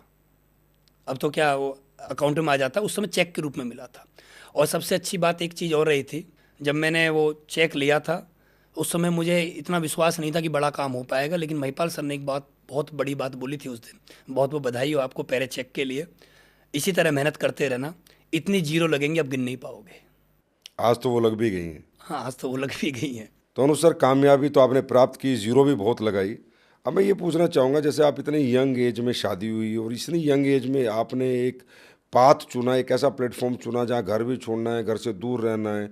जैसा बताया, पहले मैं पलवल शहर में रहा बच्चों से दूर, फिर मैं द्वारिका रहने लगा इस कंपनी में आने के बाद, SLPS में आने के बाद बच्चों से दूर। तो आपकी वाइफ का कभी ऑब्जेक्शन नहीं आया और आपको नहीं लगा यार मैं इतनी कम उम्र में थोड़ा टाइम स्पेंड करना चाहिए अपने बच्चे बीवी के साथ? मेरे सर क्या है ना, मेरे सपने बहुत बड़े थे और मेरे सपनों में मेरी वाइफ ने मेरा बहुत साथ दिया। जब मेरे पास पैसा भी नहीं था ना, तो मेरी वाइफ ने कभी नहीं बोला कि आप नौकरी करो, कभी भी नहीं बोला। मेरी वाइफ को अगर मैं भूखा भी रहा हूँ ना, तो मेरी वाइफ ने कभी ये नहीं बोला कि आप मुझे ये ला के दो, कभी नहीं आज तक। आज भी उनकी 1 रुपये की डिमांड नहीं है। आज भी जब मैं इतना पैसा कमा रहा हूँ तब भी नहीं, तब भी सिंपल जीवन जीना। कभी भी उस समय पर से लेकर आज तक कभी उन्होंने ये नहीं बोला कि तुम कितने दिन बाहर रहते हो, कभी उन्होंने ये नहीं बोला कि आप आज कहाँ जा रहे हो, कभी भी कुछ नहीं। बस एक ही चीज़ उनकी रही कि कामयाब हो जाओ बस। तो कहने का बात है, आपके यहाँ एक कहावत सिद्ध होगी कि हर कामयाब आदमी के पीछे एक औरत का हाथ होता है। वो मेरी लाइफ में है, पक्का है इस बात में। अनुसर, वैसे तो आप अपने आप में अलग ही पर्सनैलिटी हो, बड़े जिद्दी भी हो, तो मैंने देख लिया, और बड़े मतलब मैं तो कह सकता हूँ एकदम पैशनेट व्यक्ति हो। आपकी जो सोच लिया वो करना ही करना है। अब पूछना तो नहीं चाहिए, लेकिन फिर भी पूछ रहा हूँ कि हमारी इंडस्ट्री में अगर 2 ऑर्गेनाइजेशन की कंपनी हो, जैसे हमारी SLPS कंपनी है, उसमें SGO एक ऑर्गेनाइजेशन है, SCO एक ऑर्गेनाइजेशन है, तो आप एक ऐसे व्यक्ति हो कि पहले दिन से ही दोनों ऑर्गेनाइजेशन को लेके चले हो, और लेके ही नहीं चले, वो इतनी बड़ी ग्रोथ पे आप लेके चले गए कि आज एम्बेसडर जैसा प्रेस्टिजियस रैंक आपने ले लिया।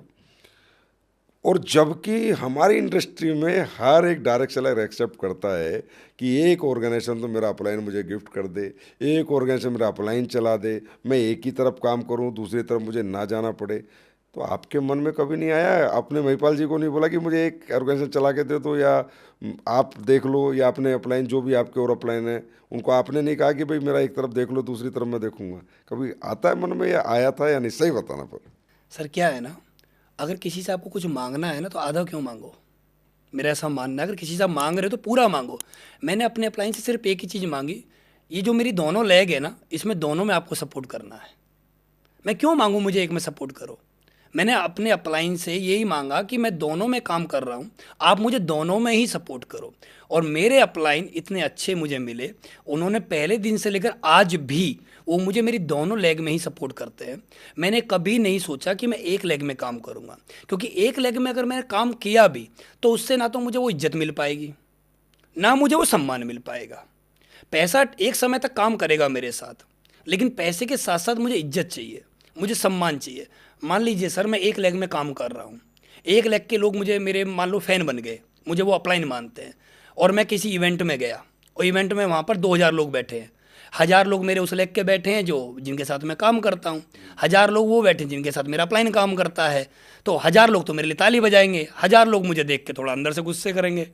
तो मैं नहीं चाहता था कि कभी भी आधे लोग मुझे माने और आधे ना माने। मैं एक ही बात चाहता था, ये दोनों लेग मेरी हैं, ये मेरे अपलाइन मेरी सपोर्ट करें तो मेरे दोनों लेगों में ही करें, मेरे साथ दें, मुझे गाइड करें, काम मुझे ही करना था।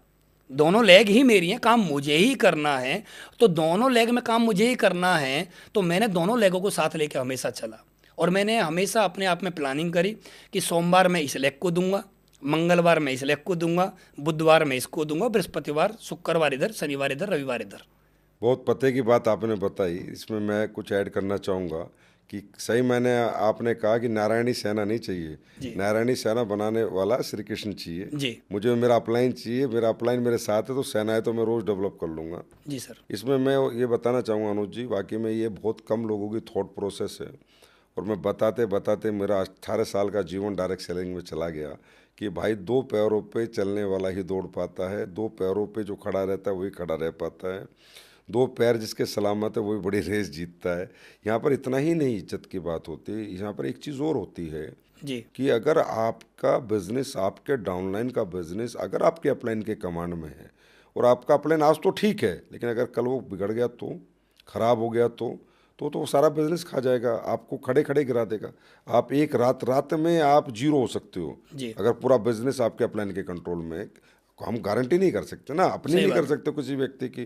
तो ये भी एक रीज़न होता है। दूसरी बात, एक जैसी एजुकेशन नहीं जाती दोनों टीमों में, जी एक जैसा एनर्जी नहीं जाती, एक जैसा मोटिवेशन नहीं जाता। तो कहीं ना कहीं हम दो हैं, हमारी ही दोनों पैर, पर एक पैर इधर चल रहा है एक पैर इधर चल रहा है, तो रास्ता तो भटकना ही भटकना है। सही बात है सर। तो हकीकत में ये एक स्मार्ट लीडर की सोच होती है। और एक स्मार्ट लीडर कभी भी अपना बिजनेस, अपने दोनों ऑर्गेनाइजेशन अपने हाथ में ही रखता है, जो स्मार्ट होता है और जिसको लंबी रेस करनी है। तो मैं कहूँगा ये बात आपने जो बताई है ये काफ़ी लोगों को समझ आएगी। और काफ़ी लोग अगर आज नहीं भी जा रहे हैं तो भी अपनी दूसरी ऑर्गेनाइजेशन में जाएंगे ज़रूर और ज़रूर काम करें। होना भी चाहिए सर कि आदमी के दो बच्चे हैं, तो क्या कभी एक बच्चे को क्या पड़ोसी को थोड़ी देता है आदमी कि एक काम करो, इसका पालन पोषण आप कर लो। दो बच्चे दोनों का खुद ही करना पड़ता है। तो मैंने दोनों लेग को पहले दिन से लेकर आज तक, और मैं जीवन भर ही अपनी दोनों लेगों को अपने साथ ही लेके चलना चाहता हूँ और जीवन भर चलता रहूँगा। मैं कच्चा लालच कहूँगा इसे, जो एक लेग वाला लालच है, कच्चा लालच है।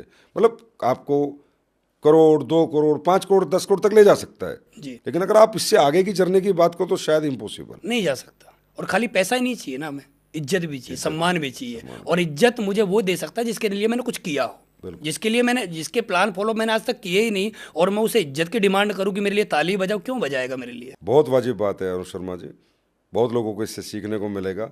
और जिनको लंबी जर्नियाँ करनी है वो स्ट्रेटजी फॉलो करेंगे। अनुज शर्मा सर, थोड़ी एक पर्सनल बात पूछनी है आपसे। ये लंबे बाल रखने का रहस्य क्या है? क्या मतलब वाकई में स्टाइल है या किसी ज्योतिषी ने बताया कि भाई लंबे बाल रखोगे तो बिजनेस अच्छा चलेगा?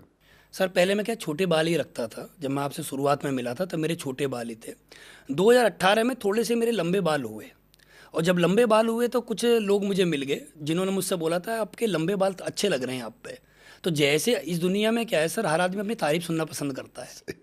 तो जैसे ही मुझे किसी व्यक्ति ने बोला कि आपके लंबे बाल अच्छे लग रहे हैं, तो मैंने अब सोच लिया मुझे लंबे बाल ही रखने हैं, और लंबे बाल ही मैं रखता रहा। और फिर दूसरा बात कि मैंने देखा है जितने भी राजा महाराजा रहे हैं, जितने भगवान रहे हैं, सबके लंबे बाल ही मैंने देखे हैं।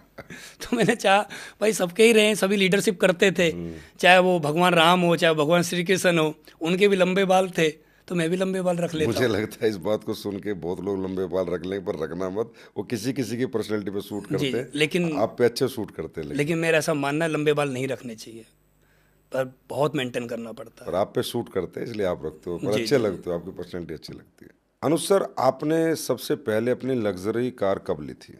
मैंने सर पहली लग्जरी गाड़ी ली थी मेरी 2018 में।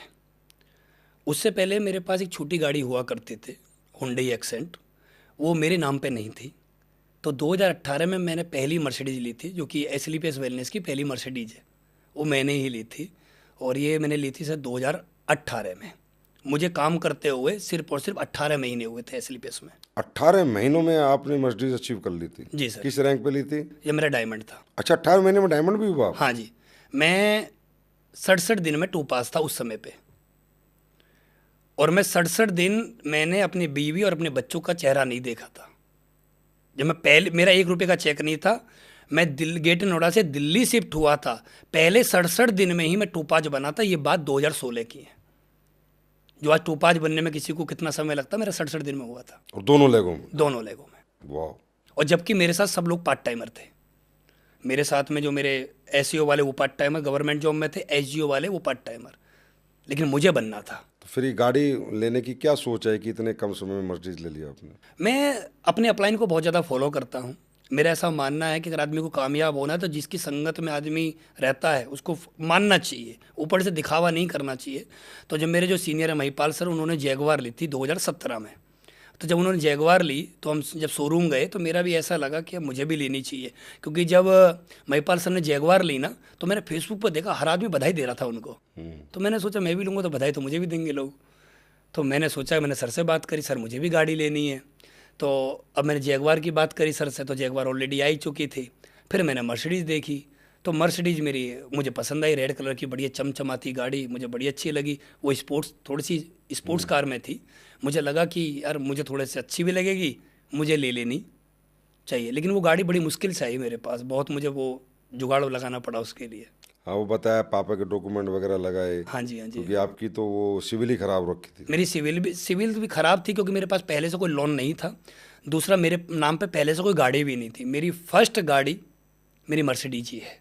पहली गाड़ी जो पहली खुद गाड़ी, लिया आपने? हाँ जी, जो मेरे नाम पे है, न्यू कार? New car. वाह। क्योंकि जब मैं शोरूम गया था सर, तो उन्होंने मुझसे बोला 3 साल की ITR दो, स्टेटमेंट दो। स्टेटमेंट तो मेरे पास अच्छी थी क्योंकि मैं अच्छा काम कर रहा था, लेकिन मेरे पास ITR नहीं थी और मेरे नाम पर कोई गाड़ी भी नहीं थी। उन्होंने बोला था आपके नाम पे पहले कोई गाड़ी, मैंने बोला नहीं है। तो बोला हम ऐसे नहीं दे सकते।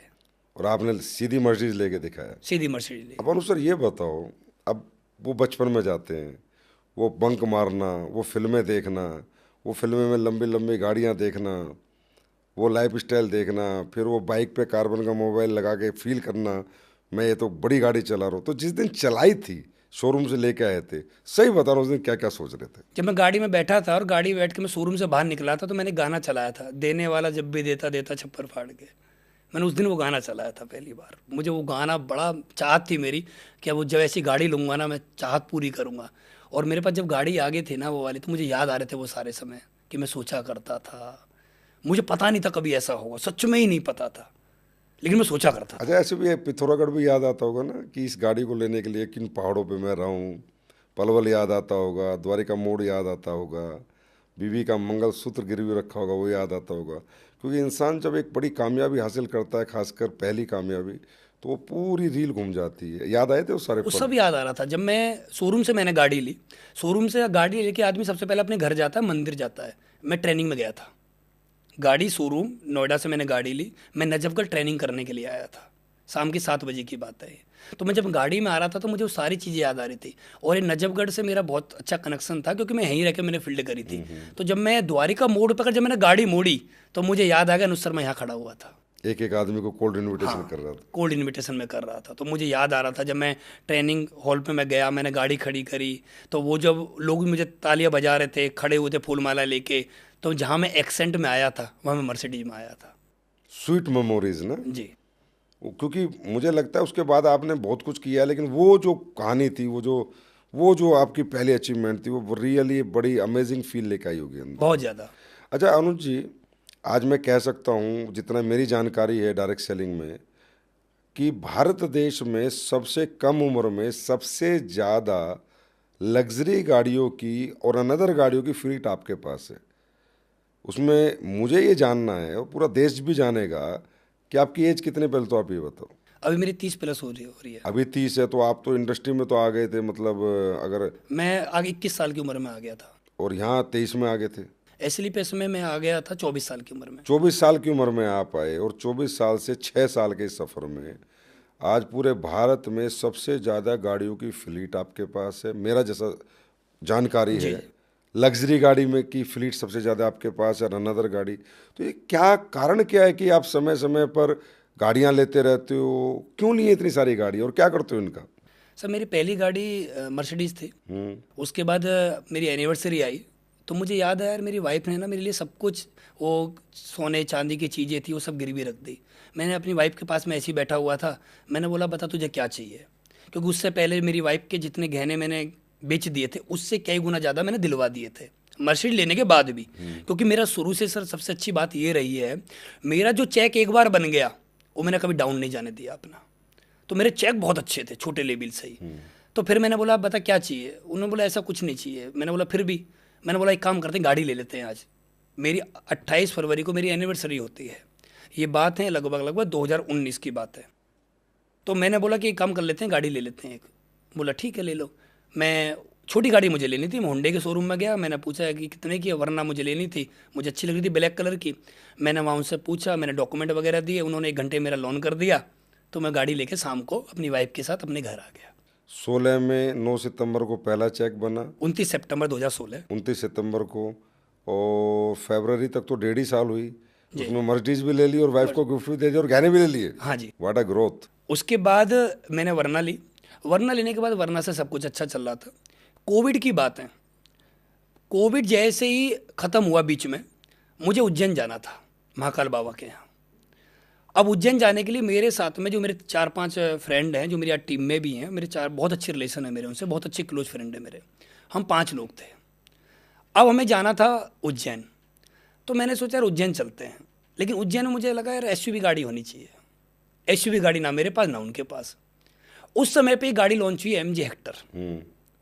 एमजी हेक्टर लॉन्च हुई, और एमजी हेक्टर जिस दिन लॉन्च हुई, मैं नोएडा में जाके एमजी हेक्टर खरीद ली, सिर्फ उज्जैन जाने के लिए। मतलब उज्जैन जाना है, 4-5 लोग हैं, एक एसयूवी होनी चाहिए, जी सिर्फ ये विचार और ये सनक, जी। और गाड़ी लेके आ गए। मैं शोरूम गया, मैंने पूछा कितने की है, उन्होंने मुझे बताया इतने की है। मैंने बोला ये पैन कार्ड आधार कार्ड है, आप देखो लोन हो जाएगा। उन्होंने बोला सर हो जाएगा। मैंने बोला हो जाए तो दे दो। उन्होंने मुझे करके दे दिया। थोड़ी देर बाद गाड़ी की चाबी मेरे हाथ में आई। गाड़ी लेकर मैं रात को घर आया। अगले दिन मैं उज्जैन निकल गया। फिर नेक्स्ट गाड़ी। उसके बाद मेरे बच्चों का जब एडमिशन हुआ स्कूल में, तो वहाँ से क्या है, मेरे घर से बच्चों का स्कूल 5 किलोमीटर दूर है। लेकिन 5 किलोमीटर ज़्यादा दूरी नहीं है, लेकिन वो घर से जब बच्चे जाते हैं तो स्कूल की जो बस होती है वो बहुत घूम के जाती है। कभी वहाँ सोसाइटी जाएगी, कभी उस जगह, कभी उस जगह। तो मैं नहीं चाहता था मेरे बच्चे परेशान होकर स्कूल जाएँ, बस में बहुत देर तक बैठे रहें। तो मैंने सोचा एक गाड़ी और ले लेते हैं। एक छोटी सी गाड़ी 10 लाख रुपए की, एक छोटी सी गाड़ी वैगनार, वो मैंने अपने बच्चों के लिए स्कूल जाने के लिए उस समय पे ले ली थी। तो ये तो उसमें भी जा सकते थे, वरना में भी, हाँ एमजी हेक्टर में भी जा सकते थे, तो उनके लिए स्पेशल क्यों ली वैगन आर? स्पेशल मैंने ऐसी छोटी सी गाड़ी ले ली। मैं कि चलो छोटी सी गाड़ी ले लेते हैं, वो होता है ना एक सनक सी होती है, कुछ ले लेते हैं, कुछ कर लेते हैं, बहुत दिन से कुछ लिया नहीं है। वो वैगनार मैंने ऐसे ले ली थी। उसके बाद ऐसे ही चलते रहे। तो फिर थार आई मार्केट में, थार का बड़ा चर्चा हुआ। तो मैंने वो करके, वो थार भी मेरे वेटिंग में थी, लेकिन मैंने थार फिर भी ले ली। थार भी लिया आपने? थार भी थार का तो मुझे भी नहीं पता। वो मैंने ले ली। आपके पास थार भी है? हाँ जी हाँ जी, वो थार भी ले ली मैंने। उसके बाद ऐसे ही चलता रहा जीवन। मैं एक दिन की बात है, मैं गुड़गांव में था, एक मीटिंग करके आ रहा था। गुड़गांव में जब मैं मीटिंग करके आ रहा था, तो पोर्शे का शोरूम मैंने देखा। मुझे नहीं पता था पोर्शा क्या होती है, कभी इतना देखा नहीं, क्योंकि काम में मैं इतना ज़्यादा बिजी था, इन चीज़ों में मेरा ध्यान नहीं गया। मुझे मालूम था ओडी, BMW, मर्सिडीज, जैगवार होती हैं, इसके ऊपर मुझे मालूम ही नहीं था। तो पोर्शे के शोरूम के बाहर कर मैं निकला, तो मैंने वहाँ पर देखा कि पोर्शे भी कुछ होता है। मैं शोरूम में गया, मुझे गाड़ी खड़ी हुई थी वाइट कलर की, स्पोर्ट्स कार थी। मैंने उनसे बोला कि स्टार्ट करिए। जैसे उन्होंने स्टार्ट करी तो उसमें आवाज़ बहुत तेज आई। मैं इतना ही बहुत है बस। जैसे उन्होंने आवाज़ निकाली ना, गाड़ी की रेस दी, आवाज़ इतनी तेज आई। मैंने बोला कितने की? उन्होंने बोला 1,10,00,000 की है। मैंने बोला इसके लिए क्या डाउन पेमेंट कितना? उन्होंने बोला अभी आप बुकिंग अमाउंट इतना दे दीजिए, बाकी आपका लोन वगैरह जो भी प्रोसीजर होगा उसके अकॉर्डिंग बताएंगे आपको डाउन पेमेंट कितना देना है। 10 लाख रुपये मैंने, उन्होंने 5 लाख की बात थी, 5 लाख बोला, लेकिन मैंने 10 लाख रुपये दे दिया उनको। 1 करोड़ रुपये मेरा बच्चा, 50 लाख का लोन और 50 लाख रुपये मैंने डाउन पेमेंट दे दी। क्रेजी अनु सर, क्रेजी। गाड़ियों के पीछे क्या आपका पागलपन है कि कभी भी कोई भी गाड़ी उठा लेते हो? फिर वो ले ली मैंने। उस लेने के बाद फिर अपनी लाइफ आगे चलती रही, ट्रेनिंग, मीटिंग, सेमिनार वगैरह चलते रहे। मैं एक दिन ऐसे ही बैठा हुआ था, मेरे बराबर में अगर क्लास गई निकल के, मैं CLA में बैठा हुआ था मर्सिडीज में। मुझे लगा कि यार एक लग्जरी गाड़ी और होनी चाहिए। मैंने सोचा कि एक लग्जरी गाड़ी हो। मेरा क्या है ना, मैं हमेशा अपलाइन से बात कर लेता हूँ इन चीज़ों में। मैंने महिपाल सर से बात करी, सर मैं एक लग्जरी गाड़ी और लेना चाहता हूँ, थोड़ी लंबी सी हो, ठीक है, क्योंकि वो CLA जो इतनी लंबी नहीं है, स्पोर्ट्स कार में आती है। तो मैंने बोला, फिर उन्होंने बोला ठीक है आप जाके शोरूम में देख लो। अब मैं शोरूम गया तो मैंने क्लास वहाँ देखी। क्लास मुझे लंबी अच्छी लगी, बढ़िया गाड़ी लगी। वहीं के बराबर में एक गाड़ी और खड़ी हुई थी, S क्लास। मैंने जब मैंने S क्लास की तरफ को देखा, मैंने उससे बोला शोरूम वाले से ये गाड़ी कौन सी है? उन्होंने बोला S क्लास गाड़ी है। मैंने उस गाड़ी के अंदर में बैठा। मैंने उनसे पूछा इसका प्राइस क्या है? उन्होंने मुझे प्राइस बताया। प्राइस सुन के तो मैं थोड़ा सा, प्राइस बहुत ज़्यादा है, रईसों की कार बोलते हैं इसको। कहाँ E क्लास, कहाँ S क्लास। लेकिन मेरे मन में पता नहीं कहाँ से आया, लूँगा तो यही लूँगा, पता नहीं कहाँ से आया। पोर्शे लिए हुए कितने दिन हुए थे? 8 महीने। अभी तो ली थी आपने 1 करोड़ 10 लाख की कार। 8 महीने पहले ली थी पोर्सा। हम्म। 8 महीने बाद मैं शोरूम में था और मैंने देखा, फिर मैंने बात करी उनसे कितने की है, उन्होंने बोला इतने की है। फिर मैंने पूछा उनसे ये क्या है गाड़ी के अंदर ऐसा। बोला सर इसकी तारीफ नहीं कर सकते हम, इसके बारे में अगर आपको देखना तो आप यूट्यूब पे जाकर देखो। मैंने यूट्यूब पे जाकर सर्च किया एस क्लास ओनर्स कौन कौन है, एस क्लास कौन कौन चलाता है। तो वहाँ पता लगा एस क्लास के बारे में, बड़े बड़े सेलिब्रिटी बड़े बड़े उद्योगपति एस क्लास लेते हैं। फिर मैंने बोला सर मुझे यही लेनी है। फिर मैंने महिपाल गुरुजी को बताया कि सर मुझे वही लेनी है। अच्छा मेरे अपलाइन भी इतने बढ़िया हैं, बोलते ओके डन। ले लो। उन्होंने बोला डन। अब अपलाइन बोल दे तो हमने बोल दिया सर ठीक है ले लेते हैं। फिर हमने डॉक्यूमेंट वगैरह दिए, जो बैंक से लोन करता उसने बोला सर 8 महीने पहले तो लिए। मैंने कि भाई कुछ भी हो मुझे गाड़ी चाहिए। फिर हमने डाउन पेमेंट वगैरह दी, फिर हमने वो गाड़ी ली S class. S class. S class मुझे ऐसा लगता है कि डायरेक्ट सेलिंग में एस क्लास शायद आप ही के पास है, एक आधी कोई और हो तो मुझे याद नहीं है। तो मुझे लगता है सिर्फ आप ही के पास है, रईसों की कार कहा जाता है। जी मुझे लगता है 2.5 करोड़ से ऊपर के 2.5 करोड़ के आसपास की गाड़ी होती है सर। 2.5 करोड़ की होती है, 2.5 करोड़ से प्लस ही जाती है, प्लस जाती है। प्लस जाती है। जबकि डायरेक्ट सेलिंग के बारे में लोगों के अलग अलग परसेप्शन है। मैं तो कहूँगा ये पॉडकास्ट हर वो व्यक्ति देखे जो डायरेक्ट सेलिंग को समझना चाहता है, वो अनुज शर्मा के पॉडकास्ट को देखे कि एक डायरेक्ट सेलर क्या क्या जीवन में किस उम्र में कर सकता है। अच्छा अनुज सर, उसके बाद भी लिए कोई गाड़ी? उसके बाद मुझे फिर एक एसयूवी गाड़ी और चाहिए थी, बहुत बड़ी सी, मतलब एक लगे आदमी को एसयूवी गाड़ी में जा रहा है। तो मैंने देखा कि एक गाड़ी मेरे बराबर में निकल के गई। मैं गाड़ी जब निकल के जाती है तो मैं बड़ा प्रभावित होता हूँ, कोई अच्छी लगती है तो। एक गाड़ी मेरे बराबर में निकल के गई एमजी की ग्लोस्टर। वो मैंने देखी एमजी की ग्लोस्टर, बढ़िया मुझे अच्छी लगी। मैं शोरूम पे गया, मैंने देखा फीचर्स वगैरह, मुझे बड़ी अच्छी लगी। उसका पिकअप मैंने देखा, उसमें कंफर्ट देखा मैंने, बढ़िया है। मैंने बोला कितने की है, बोला 50 लाख की है। मैंने बोला दे दो। वो भी ले ली? ये बात है अभी 7-8 महीने पहले की बात है। 8 महीने पहले ग्लोस्टर लिया आपने? हाँ अभी लिया जल्दी में ही। क्या करते हो इतनी गाड़ियाँ मेंटेन कैसे करते हो? ड्राइवर कहाँ से लाते हो? कौन कौन से चलाते हो? या दिन बांट रखा है कि मंडे को GLA चलाऊंगा, जी हैं, ट्यूसडे को पोर्से चलाऊंगा, वेडनेसडे को एस क्लास चलाऊंगा, फिर हेक्टर चलाऊंगा, एक दिन थार चलाऊंगा, क्योंकि आपका तो हो गया पूरा हफ्ते का गाड़ियों का फ्लीट कंप्लीट। ये मैक्सिमम खड़ी रहती हैं सर गाड़ियाँ, तो लेते क्यों? पार्किंग में खड़ी रहती हैं, बस लगता है कि हाँ मेरे पास कुछ है। गजब क्रेजी हो एक दिन है। की बात है सर, मैं बीच में कुछ समय पहले की बात है, 1-1.5 साल पहले की बात है। तो मैं ऐसे ही खड़ा हुआ था अपने घर के बाहर। मैं सोच रहा था यार अभी जीवन में थोड़ा सा वो लग नहीं रहा कि कुछ और कुछ करना है और पाना है और मेहनत करनी है और प्लान फॉलोअप करेंगे और मीटिंग ट्रेनिंग करेंगे। तो मैं देखने लगा यार गाड़ी इतनी सारी खड़ी है। मैंने बोला अभी तो कम है यहाँ, और भी गाड़ियाँ खड़ी करनी है और मीटिंग ट्रेनिंग करेंगे और मेहनत करनी है। तो गाड़ियों को देख के मैं बहुत मोटिवेट होता हूँ, और चाहिए। मतलब गाड़ियाँ आपका सबसे बड़ा मोटिवेशन है, सबसे जितना बड़ा मुझे समझ में आया। गाड़ी और घर। गाड़ी और घर। घर ले लिया आपने? हाँ मेरे पास घर है खुद का? मैं जिस सोसाइटी में एयरटेल के ब्रॉडबैंड कनेक्शन सेल करने आता था, एक बार का वाक्य है, मैं एक व्यक्ति के घर गया एयरटेल का ब्रॉडबैंड कनेक्शन देने। मैं जैसे ही सर उसके घर में घुसा, मुझे उसका घर ने इतना प्रभावित किया कि घर हो तो ऐसा हो। और उस जिस सोसाइटी में मैं कनेक्शन देने के लिए जाता था, उसी सोसाइटी में ही आज मेरा लगभग 4.25 करोड़ रुपए का घर है। अच्छा, अपना खुद का घर कर लिया हाँ आपने? जी खुद का घर है। जहाँ कनेक्शन बेचते थे वहाँ आज घर के मालिक बन गए। जी 3600 प्लस का साइज है, गार्डन वगैरह सब कुछ है घर के अंदर, 4+1 है। घर में सारी सुख सुविधाएं हैं जो घर में अच्छी खासी होनी चाहिए, वो सब पूरी सुख सुविधाएं हैं। एक नॉर्मल वॉशरूम से लेकर बाथटब तक पूरी सुख सुविधा घर में बनाई हुई है। क्या जर्नी है अनुज सर, रियली में बहुत इंस्पिरेशनल आपकी जर्नी है। अच्छा अनुज सर, एक बात आपने कही थी किसी फंक्शन में कि 2025 का सूरज जब छुपेगा जब अनुज शर्मा रोल्स रॉयस ले लेगा। तो अब रोल्स रॉयस की प्लानिंग है, 25 तो चल रही है। रोल्स रॉयस की पूरी प्लानिंग है सर, लेकिन सबसे बड़ी समस्या यहाँ पर एक आ गई। समस्या मैं बोलूँगा, मैं तो लेने वाला था, मैं तो ले भी लेता, ठीक है। लेकिन क्या है ना कि मेरा ऐसा मानना है किसी भी चीज़ के लिए ना अपलाइन से डिस्कशन करना चाहिए। और खुदा ना खास्ता आपसे मेरी मुलाकात हो गई, आपने मुझे बुलाया, आपने मुझसे पूछा अनुज रोल्स रॉयस कब ले रहे हो। मैंने आपको बताया कि मैं जब ले रहा हूँ। फिर आपने ही मेरा माइंड चेंज किया। आपने मुझे बताया था, आपको हो सकता है याद ना हो, आपने मुझे बताया था अनुज आपके पास अभी एस क्लास है, आप रोल्स रॉयस मत लो, क्योंकि रोल्स रॉयस एक एज होती है 35-40 की एज। अभी आप यंगस्टर हो, अभी आप कोई स्पोर्ट्स में कोई गाड़ी लो, स्पोर्ट्स कार लो अभी आप। तो सर अभी स्पोर्ट्स कार की प्लानिंग चल रही है, और इसी 2025 में कभी भी, मैं ये नहीं बोल सकता 10 दिन बाद 20 दिन बाद, हो सकता है 1 महीने में, हो सकता है 2-4 महीने में, एक स्पोर्ट्स कार 2 सीटर के रूप में मैं ला रहा हूँ। मुझे लग रहा है कि मतलब आप ये कह रहे हो कि ये कह के कि मैंने रोल्स रॉयस की आपकी चाबी छीन ली और रोल्स रॉयस कंपनी का नुकसान करा दिया। नहीं, वो ऐसे था, मैंने ये कहा कि आपका इतना बड़ा फ्लीट है ऑलरेडी, जी और एस क्लास भी एक मतलब स्मॉल रोल्स रॉयस ही मानी जाती है। जी तो मैंने कहा वो तो टेस्ट आप ले ही चुके हो, रोल्स रॉयस वाला वो फीलिंग, वो कंफर्ट। और मैंने कहा यंग एज है, अब स्पोर्ट्स कार चलाने का आप लोगों के टाइम है, अब गाड़ियाँ उठानी है तो स्पोर्ट्स कार उठाओ। जी भारत देश का पूरा यूथ देखे कि आज एक डायरेक्ट सेलर, एक यंगस्टर कौन सी स्पोर्ट्स कार में चल रहा है। इसलिए मैंने एडवाइस दिया था, मैंने रोका नहीं था। हाँ, ले लेना, रोल्स रॉयस के लिए पूरी ज़िंदगी पड़ी है। मैं ये कहूँगा अभी तो ऐसी ऐसी स्पोर्ट्स कार ला के घुमाओ कि स्पोर्ट्स कार में जो यंगस्टर घूमता है तो एक अलग ही मज़ा आता है, आनंद आएगा आपको जब 2 सीटर लेके चलाओ। जी सर, अभी 2 सीटर जल्दी में ही आने वाली है। अनुज सर, अब तक मैंने आपसे बातें की, आपकी जर्नी के बारे में, आपके स्ट्रगल के बारे में, आपके पास्ट के बारे में, आपकी अचीवमेंट के बारे में।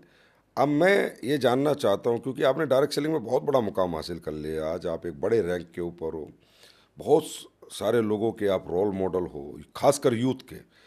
तो अब मैं डायरेक्ट सेलिंग से संबंधित कुछ ऐसे टिप्स आपसे लेना चाहूँगा, और आपके माध्यम से दुनिया के पास वो टिप्स जाएं और लोग एक अपना अच्छा कैरियर डायरेक्ट सेलिंग में देख सकें। तो सबसे पहले मैं पूछना चाहूँगा सर, एक फ्रेशर डायरेक्ट सेलिंग में आता है, ये सोच के आता है कि इस इंडस्ट्री में आके मैं अच्छी ग्रोथ पाऊँ, कामयाबी पाऊँ, अपने सारे सपने पूरे करूँ, अपना जीवन बदलूँ।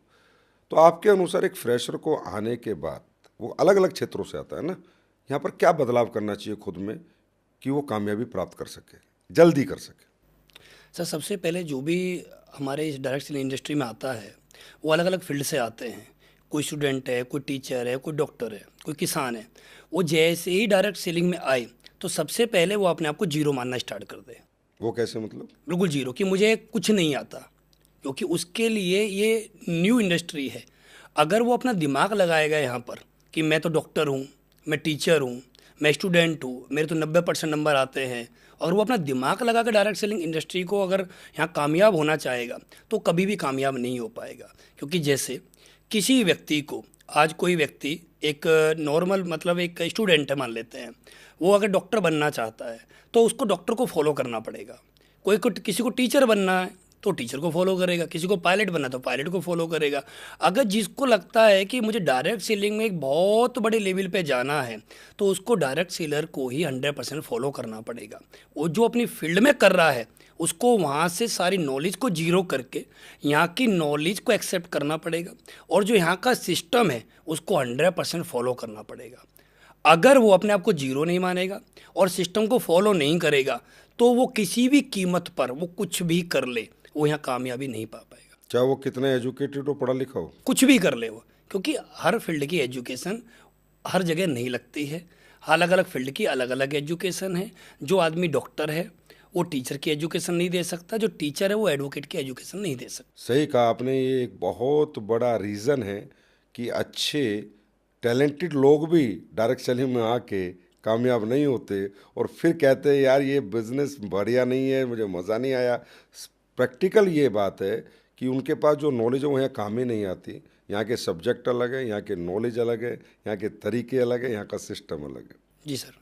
अनुज सर, ये पॉडकास्ट जब मार्केट में जाएगा तो इसको बहुत सारे लोग देखेंगे और ख़ासकर यूथ ज़रूर देखेगा, क्योंकि यूथ आपको अपना रोल मॉडल मानता है, डायरेक्ट सेलिंग का यूथ तो मानता है, और देश का और भी यूथ कितनी कम उम्र में इस लेवल पे कामयाबी प्राप्त करना आसान नहीं होता। तो मैं ये आपसे जानना चाहूँगा कि यूथ को आप क्या मैसेज देना चाहेंगे कि वो डायरेक्ट सेलिंग क्यों करें? सर, सबसे पहले ना, जितने भी हमारे यूथ हैं, हम एक माहौल में रहते हैं, और हम सभी का जो माहौल है ना, मैक्सिमम लोगों का माहौल एक जैसा ही है। हमारे परिवारों में 3 बातें सिखाई जाती हैं: पढ़ो, लिखो, एक अच्छी सी नौकरी आपको करनी है। नौकरी का जो थॉट है वो हमारे बचपन से ही हमारे दिमाग में डाल दिया जाता है। तो और बच्चा उस नौकरी को पाने के लिए कि स्कूल कॉलेज में अपना मैक्सिमम उम्र जो उसके पास बचती है उस उम्र तक नौकरी पाने के लिए उसमें पूरा लगा देता है। सिर्फ उसका एक ही टारगेट होता है, मुझे नौकरी करनी है। कुछ बच्चे नौकरी कर पाते हैं, तो जो नौकरी नहीं कर पाते उनके लिए फिर एक उनके माँ बाप क्या करते हैं, छोटी मोटी दुकान खुलवा के उनको बैठा देते हैं। तीसरा बचता है खेती। हमारे परिवारों में सिर्फ और सिर्फ 3 बातें बताई जाती हैं: नौकरी, दुकान और खेती। इनके अलावा हमारे घर परिवार में कोई भी बड़ी बात हमें कभी नहीं बताई जाती। जितने भी यूथ हैं, तो यूथ इन्हीं तीनों में फंस जाता है, तीनों में ही रुक जाता है। या तो वो नौकरी करता है, या फिर वो दुकान करता है, या फिर वो खेती करता है। मैक्सिमम यूथ अगर मैं ऐसा मानूं 95% यूथ इन तीनों में कहीं ना कहीं घूम रहा है, या तो नौकरी में घूम रहा है, या वो खेती में घूम रहा है, या वो कहीं ना कहीं दुकान में घूम रहा है। तो जितने भी यूथ हैं उनको कुछ अपने आप से बातें करनी चाहिए, जैसे मैंने अपने आप से बातें करी। मैं एक एग्जाम्पल देकर समझा सकता हूँ सभी यूथ को। जब मैं इस इंडस्ट्री में आया था तो मैं 30,000 रुपये महीने का अर्न कर रहा था। मैंने अपने आप से बातें करी, और दुनिया में हर आदमी को अगर कोई समझा सकता है ना, वो खुद समझा सकता है, क्योंकि जितना आदमी अपने बारे में जानता है ना, उसके बारे में उससे ज़्यादा कोई और नहीं जानता। मैं अपने बारे में जितना जानता हूँ उतना मेरे मम्मी पापा भी मेरे बारे में नहीं जानते। जितना मैं अपने बारे में जानता हूँ उतना धरती पर कोई आदमी जानता ही नहीं है मेरे बारे में। मैं जब इस इंडस्ट्री में आया था तो मैंने डायरी पेन लिया। डायरी पेन में मैंने एक हिसाब लगाया कि आज मेरी उम्र 24 साल है। आज मेरी उम्र 24 साल है। अगर मैं 24 साल की उम्र से नौकरी करता हूँ तो मैं क्या कमा लूँगा। तो मैंने हिसाब लगाया, मैं महीने का 30,000 या 20,000 रुपये भी कमाता हूँ तो मैं एक साल में कितना कमा लूँगा, 2-3 लाख रुपये ईयरली। अगर मैं 2-3 लाख रुपये ईयरली कमाऊँगा तो मैं अगर 10 साल भी अगर मैं करता हूँ तो मैं कितना कमा पाऊँगा, 30 लाख। अगर मैं 20 साल करता हूँ तो 60 लाख। अगर मैं 40 साल भी करता हूँ तो मैं लगभग 1 करोड़ रुपये अपने जीवन काल में नौकरी से कमा पाऊँगा। इसमें मैं कहना चाहूँगा 1,20,00,000 की बजाय हम इसे मानते हैं कि आप 30,000 कोई कमा रहा है तो उसको हर साल अप्रिसिएशन अगर 15% का भी मिलता है, जी 15 मिलता है, 20 में मिलता है, जी तो 5 साल में वो दुगना कमाएगा। जी तो हम मानते हैं कि 3 से 60 साल की उम्र में 5 करोड़ कमा लोगे। जी। तो आदमी इतना कमा लेगा, लेकिन उसकी उम्र पूरी उम्र उसी में रह जाएगी, उसकी पूरी उम्र उसी में ही निकलनी है। लेकिन मैंने अपने आप में क्या सोचा, अगर मैं नौकरी नहीं करता हूँ, और नौकरी नहीं मैंने की क्यों, उसके पीछे कारण था मेरे पेरेंट्स। मैंने अपने पिताजी को महीने में एक दिन खुश होते हुए देखा है, जिस दिन उनकी तनख्वाह आती है। जितने भी लोग हैं, जितने भी जॉब करते हैं, सब लोग एक दिन ज़्यादा खुश होते हैं जिस दिन उनकी सैलरी आती है। फिर पूरे महीने वो मायूसी की तरह घूमते हैं, चाहे वो कोई आदमी कितने भी पैकेज पे हो। तो मैं वो एक दिन की खुशी नहीं चाहता था। मैंने अपने आप से सवाल किया, मैं हर दिन खुश रहना चाहता हूँ, मैं हर दिन पैसा कमाना चाहता हूँ। तो मैंने अपने आप से प्लानिंग करी, अगर मैं जॉब करता हूँ तो मेरे जीवन काल में ये हो पाएगा, उसके बाद कुछ नहीं। मैं अगर 60 साल तक की उम्र तक नौकरी करूँ, 60 साल के बाद क्या होगा, मैं 60 साल के बाद कहाँ जाऊँगा, क्योंकि आज तो सरकारी नौकरी में पेंशन भी नहीं है। मैं कहाँ जाऊँगा 60 साल के बाद, जब मेरा शरीर मेरा साथ नहीं देगा, मैं जाऊँगा कहाँ पर उस समय में। तो मैंने अपने आप से प्लानिंग करी, अगर मैं डायरेक्ट सेलिंग इंडस्ट्री को चुनता हूँ, क्योंकि यहाँ पर ना तो मुझे कोई एजुकेशन चाहिए, ना मुझे कोई इन्वेस्टमेंट चाहिए, ना मुझे कोई नॉलेज चाहिए अभी फ़िलहाल में, वो धीरे धीरे काम करेंगे जब नॉलेज आ जाएगी अपने आप। तो मैंने सोचा कि मुझे डायरेक्ट सेलिंग को ही करना चाहिए। तो जितने भी यूथ हैं, मैं सभी को बोलना चाहूँगा कि एक बार आप कुछ भी कर रहे हैं, एक बार डायरेक्ट सेलिंग को ज़रूर देखें, एक बार डायरेक्ट सेलिंग को पक्का करें। हो सकता है आज जहाँ पर आप नौकरी करते हो वहाँ 50,000 रुपये कमाते हो, 30,000 कमाते हो, क्या पता आप यहाँ पर आके महीने का 30 लाख, 50 लाख, 1 करोड़ रुपये कमा लो, हो सकता है। और सर सबसे बड़ी बात यह है, हम हिंदुस्तान में रहते हैं। हिंदुस्तान हमारा देश ऐसा है जिसमें पहाड़ भी हैं, पानी भी है, रेत भी है, सब तरह का मौसम भी है, सभी जाति सभी धर्म भी हैं। हिंदुस्तान सब चीज़ों में महान है, सब चीज़ में बढ़ के है, लेकिन एक चीज़ में फिर भी पीछे है। हमारा देश उतना विकसित नहीं है आज जितना अदर कंट्री विकसित है। उसके पीछे का सबसे बड़ा कारण है हमारा यूथ नौकरी में ज़्यादा जाता है, बिजनेस में कम जाता है, बिजनेस में कम जाता है। और हमारे पेरेंट्स भी हमें नौकरी में ही लेके जाते हैं, क्योंकि हमारे किसी का भी पेरेंट्स ने आज तक कभी ये नहीं बोला ले 1 करोड़ रुपए बैग में रखें या शोरूम खोल ले, कभी नहीं बोला आज तक। नौकरी, दुकान और खेती, इसके अलावा कुछ नहीं। 1-2 लाख रुपए की दुकान खोल के कोई आदमी 10-20 हज़ार से ज़्यादा नहीं कमा सकता। मैं ऐसे बताता था लोगों को कई सालों पहले, अभी भी आजकल भी बात होती है तो बताता हूँ।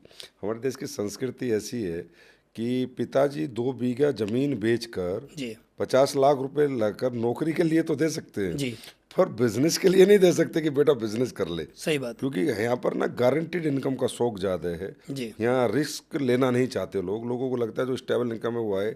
तो बहुत अच्छा मैसेज आपने यूथ को दिया कि एक बार सबको डायरेक्ट सेलिंग करके देखनी चाहिए। अगर नहीं भी हुए तो यार जो नौकरियां वो तो कर ही लोगे, जो डिग्रियां वो तो साथ ही रहेंगी, पर एक बार करके देखो, क्या पता जो आपने नहीं सोचा हो उतने बड़े सपने आपके पूरे हो। जी 100%। तो अनुज सर, आप ये भी बता दो कि डायरेक्ट सेलिंग ज्वाइन करने से पहले किसी भी यूथ को, फ्रेशर को, या जो डायरेक्ट सेलिंग को नहीं जानता या पहले कोई एक बैड एक्सपीरियंस हासिल कर चुका है, उसे एक नई कंपनी ज्वाइन करने के लिए किन बातों को ध्यान में रखना चाहिए? जब भी कोई व्यक्ति किसी भी नई कंपनी को ज्वाइन करना चाहता है तो सबसे पहले उस कंपनी के बारे में पक्का स्टडी करें, क्योंकि आज मार्केट में हज़ारों कंपनियां हैं। हज़ारों कंपनियों में बहुत सारी कंपनियां ऐसी हैं जिनका कोई भी जीवन का कोई भी उनका लक्ष्य नहीं है, उनका खुद का ही लक्ष्य नहीं है कि हमें अपनी कंपनी को कितना बड़ा करना है। तो जब भी आदमी किसी कंपनी को ज्वाइन करता है तो उस कंपनी के बारे में 100% ये सर्च करे कि ये जो कंपनी है इसके प्रोडक्ट कैसे हैं। क्या इसके प्रोडक्ट ऐसे हैं जो हर घर की ज़रूरत है? क्या इसके प्रोडक्ट ऐसे हैं कि हर व्यक्ति की ज़रूरत है? अगर हर घर की और हर व्यक्ति की ज़रूरत के प्रोडक्ट हैं तो ये कंपनी हमेशा अच्छा चलती रहेगी। उसके बाद ये चेक करें कि जो इस कंपनी का बिजनेस मॉड्यूल है क्या वो सही है, क्या उससे मैं पैसा बना सकता हूँ, क्या मैं उससे अच्छी ज़िंदगी जी सकता हूँ, क्या मैं उससे आने वाले समय में करोड़ों अरबों कमा सकता हूँ। क्योंकि डायरेक्ट सेलिंग इंडस्ट्री में आज बहुत सारी कंपनियाँ ऐसी आती हैं जो 2 महीने, 6 महीने, 8 महीने, साल भर बाद बंद हो जाती है। उनके हो सकते हैं प्लान चाहे बहुत अच्छे हों, लेकिन उनके प्रोडक्ट में बिल्कुल भी दम नहीं होता। उसके बाद आदमी को चेक करना चाहिए कि मैं जिस कंपनी में ज्वाइन हो रहा हूँ क्या ये गवर्नमेंट की जो भी नॉर्म्स हैं क्या उसको 100% फुलफ़िल कर रही है, क्या उसके नॉर्म्स को 100% मानती भी है या नहीं मानती है। तो ये हर व्यक्ति को इन बातों के बारे में ज़रूर जानना चाहिए। पहला गवर्नमेंट गाइडलाइन जो हमारी कंपनी के लिए होनी चाहिए, डायरेक्ट सेलिंग के लिए जो बनी है, उसके बाद उसका प्रोडक्ट, उसका एजुकेशन सिस्टम, उसका बिजनेस मॉड्यूल, यहाँ से जीवन बदल सकता है। यानी चेक करना चाहिए, बिना चेक करे नहीं जाना चाहिए किसी भी कंपनी में। मुझे ऐसा लगता है कि दुनिया में लोग ना बहुत रीलें भी देखते हैं, गूगल पे भी बहुत कुछ सर्च करते हैं, लेकिन जब भविष्य का सवाल होता है तब गूगल नहीं खोलते, तब सर्च नहीं करते, जी कहीं भी चले जाते हैं। खासकर हमारी डायरेक्ट सेलिंग इंडस्ट्री में भाई इतना बड़ा प्लेटफॉर्म गूगल है, यूट्यूब है, हर व्यक्ति ने कुछ जो किया होगा उसके कारनामे कहीं ना कहीं रखे होंगे, अच्छे बुरे जो भी हैं। तो क्योंकि लोगों ने कहीं ना कहीं लालच भी फेंका होता है, जी अपने बिजनेस प्लान में एक्स्ट्रा पैसा दिया होता है जो मिलेगा ही नहीं कभी। जी और यही कारण है कि हमारे देश की इंडस्ट्री आज इस लेवल पे ग्रोथ नहीं की, क्योंकि हमारा डायरेक्ट सेलर मैच्योर नहीं है। जी हमारा डायरेक्ट सेलर जिस दिन मैच्योर हो गया ना, वो समझ गया कि मुझे कहाँ भविष्य लगाना और कहाँ नहीं लगाना, उस दिन मैं गारंटी देता हूँ कि India will be the leading leader of direct selling. सही बात है।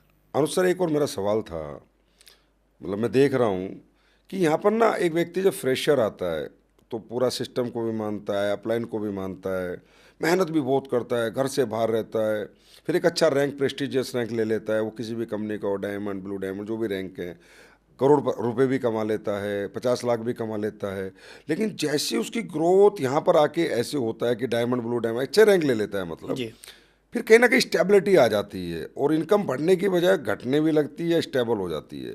इससे आगे क्यों नहीं बढ़ पाती? उन्हें क्या करना चाहिए अपनी इनकम को आगे बढ़ाने के लिए, और ऐसा होता क्यों है? सर, क्या होता है, जो मैंने अपना अनुभव है, मेरा पिछले 8 साल मुझे हो चुके हैं एसलीबस करते हुए। 8 साल में मैंने बहुत कुछ अपनी भी कंपनी में भी देखा है, अपनी टीम में भी देखा है, और भी कंपनियों में मैंने देखा है। आज हिंदुस्तान में डायरेक्ट सेलिंग में कुछ ही नाम बड़े बन पाए हैं। इनके अंदर हमारे चीज़ को देखते हैं ना, तो सबसे बड़ी बात इनके अंदर ये रहती है कि ये कभी संतुष्ट नहीं है। अपने काम से तो संतुष्ट हैं, लेकिन अपनी इनकम से कभी संतुष्ट नहीं है। चाहे वो हम इस इंडस्ट्री की बात करें, चाहे हम डायरेक्ट सेलिंग से कोई भी इंडस्ट्री की बात करें, चाहे अंबानी साहब को ले लें, चाहे हम अडानी को ले लें, चाहे हम किसी भी सेलिब्रिटी को ले लें, उन लोगों ने इतना पैसा कमाया लेकिन वो आज भी संतुष्ट नहीं है अपनी इनकम से। हाँ, अपने काम से संतुष्ट हर आदमी को होना चाहिए, लेकिन वो इनकम से आज भी संतुष्ट नहीं है। आज भी अंबानी साहब नए नए काम, नए नए ढूंढते रहते हैं, उनकी टीम ढूंढती रहती है नई नई चीज़ें। हमारे यहाँ पर क्या होता है, जब एक डायरेक्ट सेलर आता है तो वो लोअर मिडिल क्लास या मिडिल क्लास से आता है। उसने कभी भी लाखों करोड़ रुपए कभी देखे नहीं अपने जीवन काल में। जैसे जैसे उसको लाखों करोड़ रुपए आने लगते हैं तो उसको ऐसा लगता है कि बहुत, बस इससे ज़्यादा नहीं, अब जो आ रहा है इसी में ही अपने आप को मेंटेन करना है। वो फिर पैसा बचाना स्टार्ट कर देता है। जहाँ उसको, जैसे मान लीजिए कोई लड़का अगर हमारी टीम में या किसी डायरेक्ट सेलिंग में 1 लाख रुपए कमा रहा है महीने का, तो उसको ऐसा सोचना चाहिए 1 लाख रुपए से मुझे 2 लाख बनाना है महीने का। तो 1 लाख से 2 लाख कब बनेगा? जब वो 1 लाख कमा के 50,000 रुपये अपने घर के ऊपर खर्च करे और 50,000 रुपये खर्च करे अपने ऊपर, कि मैं जो मेरे अपने ऊपर 50,000 खर्च कर रहा हूँ, इस 50,000 से मैं 2 लाख जब तक नहीं बनाऊंगा तब तक मैं रुकने वाला नहीं हूँ। आदमी क्या कर रहा है, वो जो 50,000 रुपये अपने ऊपर खर्च करने चाहिए वो अपने ऊपर खर्च ना करके उनको घर में सेव कर रहा है, उनको बचाने की कोशिश कर रहा है। और जो आदमी आज 1 लाख रुपए कमा रहा है, जब वो बचाने की कोशिश करता है तो फिर वो ऐसा बचाता है ना, फिर अकाउंट में भी नहीं बचता कुछ भी। और धीरे धीरे धीरे करके सब उसका जीरो होना स्टार्ट हो जाता है, क्योंकि वो फील्ड में जाना बंद कर देता है। उसका माइंड सेट ऐसा हो जाता है, वो माइंड सेट में एक चीज़ सोचता है, अगर मैं नौकरी कर रहा होता तो मैं महीने का 30 कमाता होता। आज मैं एक कंपनी कर रहा हूँ, डायरेक्ट सेलिंग कर रहा हूँ, तो यहाँ मैं लाख कमाता हूँ, मतलब 70,000 एक्स्ट्रा। तो वह आदमी आज सोच लेता है यार बढ़िया तो हूँ, ठीक तो है, ज़्यादा की ज़रूरत क्या है, ज़्यादा फील्ड में जाऊँगा तो ज़्यादा पैसा खर्च होगा, ज़्यादा पैसा खर्च होगा, ज़्यादा मेहनत करनी पड़ेगी, बहुत तो है, ज़्यादा की ज़रूरत क्या है। इसीलिए डायरेक्ट सेलिंग में जो कुछ चेहरे ऐसे हैं जो बहुत बड़े बड़े बन रहे हैं, क्योंकि वो इसलिए बड़े बनते हैं, अगर वो 10 लाख महीने का कमा रहे हैं तो 5 लाख अपने ऊपर खर्च करते हैं, 5 लाख अपनी फैमिली पर खर्च कर रहे हैं। इसीलिए वो 10 लाख कमाने वाला व्यक्ति एक समय पर आके 1 करोड़ रुपये कमाता है, क्योंकि वो संतुष्ट नहीं है अपनी इनकम से, वो रुकता नहीं है कहीं पर भी, वो हर दिन फील्ड में रहता है। और जो लोग रुक जाते हैं वो आने वाले समय में रुके ही रहते हैं, वो कभी आगे नहीं बढ़ पाते। आपका कहने का मतलब ये है कि जो लोग बिजनेस से कमा के बिजनेस में लगा रहे हैं और बिजनेस को बढ़ा रहे हैं और अपनी इनकम को बढ़ा रहे हैं कि नहीं 2 लाख पूरे नहीं, 4 लाख नहीं, 5 लाख नहीं, 5 के 10 करेंगे, 10 से 20 करेंगे, 20 से 30 करेंगे, ऐसे लोग ही आगे बढ़ रहे हैं, बाकी लोग कहीं ना कहीं रुक जाते हैं। कहीं ना कहीं रुक रहे हैं। तो ये संतुष्टि मेन कारण हुआ। संतुष्टि मेन कारण। और दूसरा कारण हुआ जो कमा रहे हो सारा बचा लेना, सारा बचा लेना, धंधे पे खर्च ना करना। धंधे पे खर्च नहीं करना। क्योंकि सर क्या है ना, आपने देखा होगा मार्केट में किसी ने एक दुकान खोली, एक दुकान से उसने दूसरी दुकान तभी बना पाया जब उसके पहली दुकान से कुछ प्रॉफिट निकाला, दूसरी दुकान के लिए उसने इन्वेस्टमेंट किया। बिल्कुल। अगर उसने पहली दुकान का पैसा पहली घर में ही लगाता रहा तो आज भी वो आदमी एक ही दुकान पर बैठा हुआ है।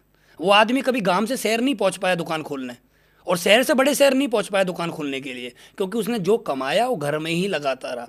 ऐसे ही डायरेक्ट सेलिंग में बहुत सारे ऐसे लोग हैं जो हमेशा पैसा कमा के अपने ऊपर खर्च नहीं करते, अपने घर पे खर्च करते हैं, अपने टीम पे, सिस्टम पे, अपनी एजुकेशन पे, अपनी फील्ड पे खर्च नहीं करते, वो घर में रह जाते हैं। सर मेरे साथ में क्या हुआ है, मैं जब शुरुआत में आया था, मेरा जितना भी चेक बना शुरुआत से, मैं आज भी देखता हूँ जो शुरुआत में मेरे चेक बनते थे वो आज उस लेवल में बहुत कम लोगों के ऐसे चेक बनते हैं। कारण सिर्फ एक ही है, मैंने जो कमाया मैंने अपने बिजनेस में लगाया। बहुत सारे लोग क्या करते हैं, कमाते हैं, सेव करते हैं, बचाते हैं, बचा के दुनिया में कोई आदमी आज तक बड़ा नहीं बन पाया, कोई नहीं बड़ा बन पाया। कंजूस आदमी कभी बड़ा बन ही नहीं सकता, कभी नहीं बन सकता। हमेशा आदमी वही बड़ा बनता है जो अपने सिस्टम के अकॉर्डिंग एजुकेशन पे लगाता है, अपने सोचता है कि हाँ मुझे पैसा लगाना अपने ऊपर चाहिए। मैं लगाया अपने ऊपर। मेरी 22 नवंबर 2018 में मेरी कैपिंग हो गई थी। 1.5 साल में? हाँ जी, 22 नवंबर 2018 से मैं लगातार कैपिंग पे हूँ। 22 नवंबर 2018, मतलब 1 साल 11 महीने बाद? जी नहीं, सॉरी, 2 साल के आसपास। हाँ, मैं लगातार कैपिंग पे मैं पहुँच गया। 2 साल की जर्नी नेस्ले पे, फिर कैपिंग पे हुआ? मैं लगातार कैपिंग पे था। मेरी जब कैपिंग लगी तो मैं संतुष्ट हो सकता था, बहुत है अब तो, लेकिन मैं फिर नहीं हुआ। क्योंकि क्या है ना, संतुष्ट आप वहाँ होइए जहाँ आपकी इनकम ही बस पहुँच गई जी, अब कुछ नहीं हो सकता। लेकिन हमारे यहाँ पर क्या है, हमारे यहाँ पर तो एक आदमी 32 लाख रुपए कमा सकता है। वो कैसे? हमारे यहाँ की 8 लाख रुपए की कैपिंग है वीकली, और अभी मैं खुद ही 2 लाख रुपए की वीकली कैपिंग पे हूँ। मुझे तो 8 लाख रुपए में आना, तो मैं क्यों रुक जाऊँ? अभी 6 लाख और प्लस करना। मैं 6 लाख और प्लस करना है। जब एक आईडी पे 8 लाख रुपए वीकली आएगा, महीने का 32 लाख रुपए आएगा, हम 2-3 आईडी चलाएंगे तो महीने का 1 करोड़ रुपए आएगा। और मुझे पता है कि मैं करोड़ों कमा सकता हूँ, और फिर मैं 50,000 रुपये पर संतुष्ट क्यों हो जाऊँ? और मैं 50,000 पर संतुष्ट हो गया तो मेरी टीम तो ग्रोथ करेगी नहीं, क्योंकि टीम तो डुप्लीकेशन है। मैं अगर संतुष्ट, मेरी टीम पहले मुझसे संतुष्ट हो जाएगी। मतलब सबसे बड़ा कारण संतुष्टि है जी। अच्छा, टोपाज रैंक का कोई चेक बताओ जो सबसे बड़ा आया था? मेरे शुरू से ही सर चेक, मैं जब टोपाज पे था मेरे चेक 35 से 40 वीकली? टोपाज पे वीकली? मैं आईडी खोल के दिखा सकता हूँ किसी को भी। टोपाज पे वीकली? मेरे एमराल्ड पे 20,000 का चेक है वीकली? हाँ जी, रेगुलर चेक है। एमराल्ड 20,000 हफ्ता, मतलब हाँ जी, लाख रुपए के आसपास महीना? हाँ जी, क्योंकि मैं 67 दिन में टोपाज हो गया था। मैं 30-35 हज़ार मेरा टोपाज, 40-50 हज़ार मेरा रूबी, 60-70 हज़ार मेरा सफ़ायर, 80-90 मेरा स्टार सफ़ायर, डायमंड मेरा 1-20, 1-30, फिर मेरे लगातार कैपिंग। ब्लू के बाद आज तक आपकी कैपिंग? हाँ, मेरी कैपिंग, और मेरी कैपिंग जब से लगी मैंने टूटने नहीं दी। बहुत इंस्पिरेशन जर्नी आपकी रियली, और बहुत इंस्पायर्ड कर रहे हो आप, और मैं खुद आपसे मोटिवेट हो रहा हूँ। और रियली इतने छोटे रैंक पे बड़े चेक बनाए आपने, इसका मतलब आप बना सकते हो तो सब बना सकते हैं। मैं सर जहाँ भी ट्रेनिंग करता हूँ उन लोगों को दिखाता हूँ। और ये चेक पता है सर मैंने कब बनाए? जब इतने प्रोडक्ट नहीं थे कंपनी में, जब इतने अचीवमेंट नहीं थे कंपनी में, तब बनाए। क्योंकि आप री इन्वेस्ट करते थे, सारा कमा के पैसा धंधे पे पैसा खूब लगाते थे। जी, मैंने जितना कमाया मैंने अपनी फैमिली में भी दिया। ऐसा नहीं कि मैंने अपनी फैमिली में नहीं दिया, मैंने जो परिवार के खर्चे थे वो मैंने पूरे किए, लेकिन मैंने मैक्सिमम पैसा अपने ऊपर, अपने सिस्टम में और अपनी टूर पे पैसा मैंने बहुत लगाया। मैंने अपनी गाड़ियाँ लाखों लाखों किलोमीटर चलाई हैं। मैंने दिन में फील्ड किया, रात को मैं गाड़ी चला कर दूसरे शहर पहुँचता था।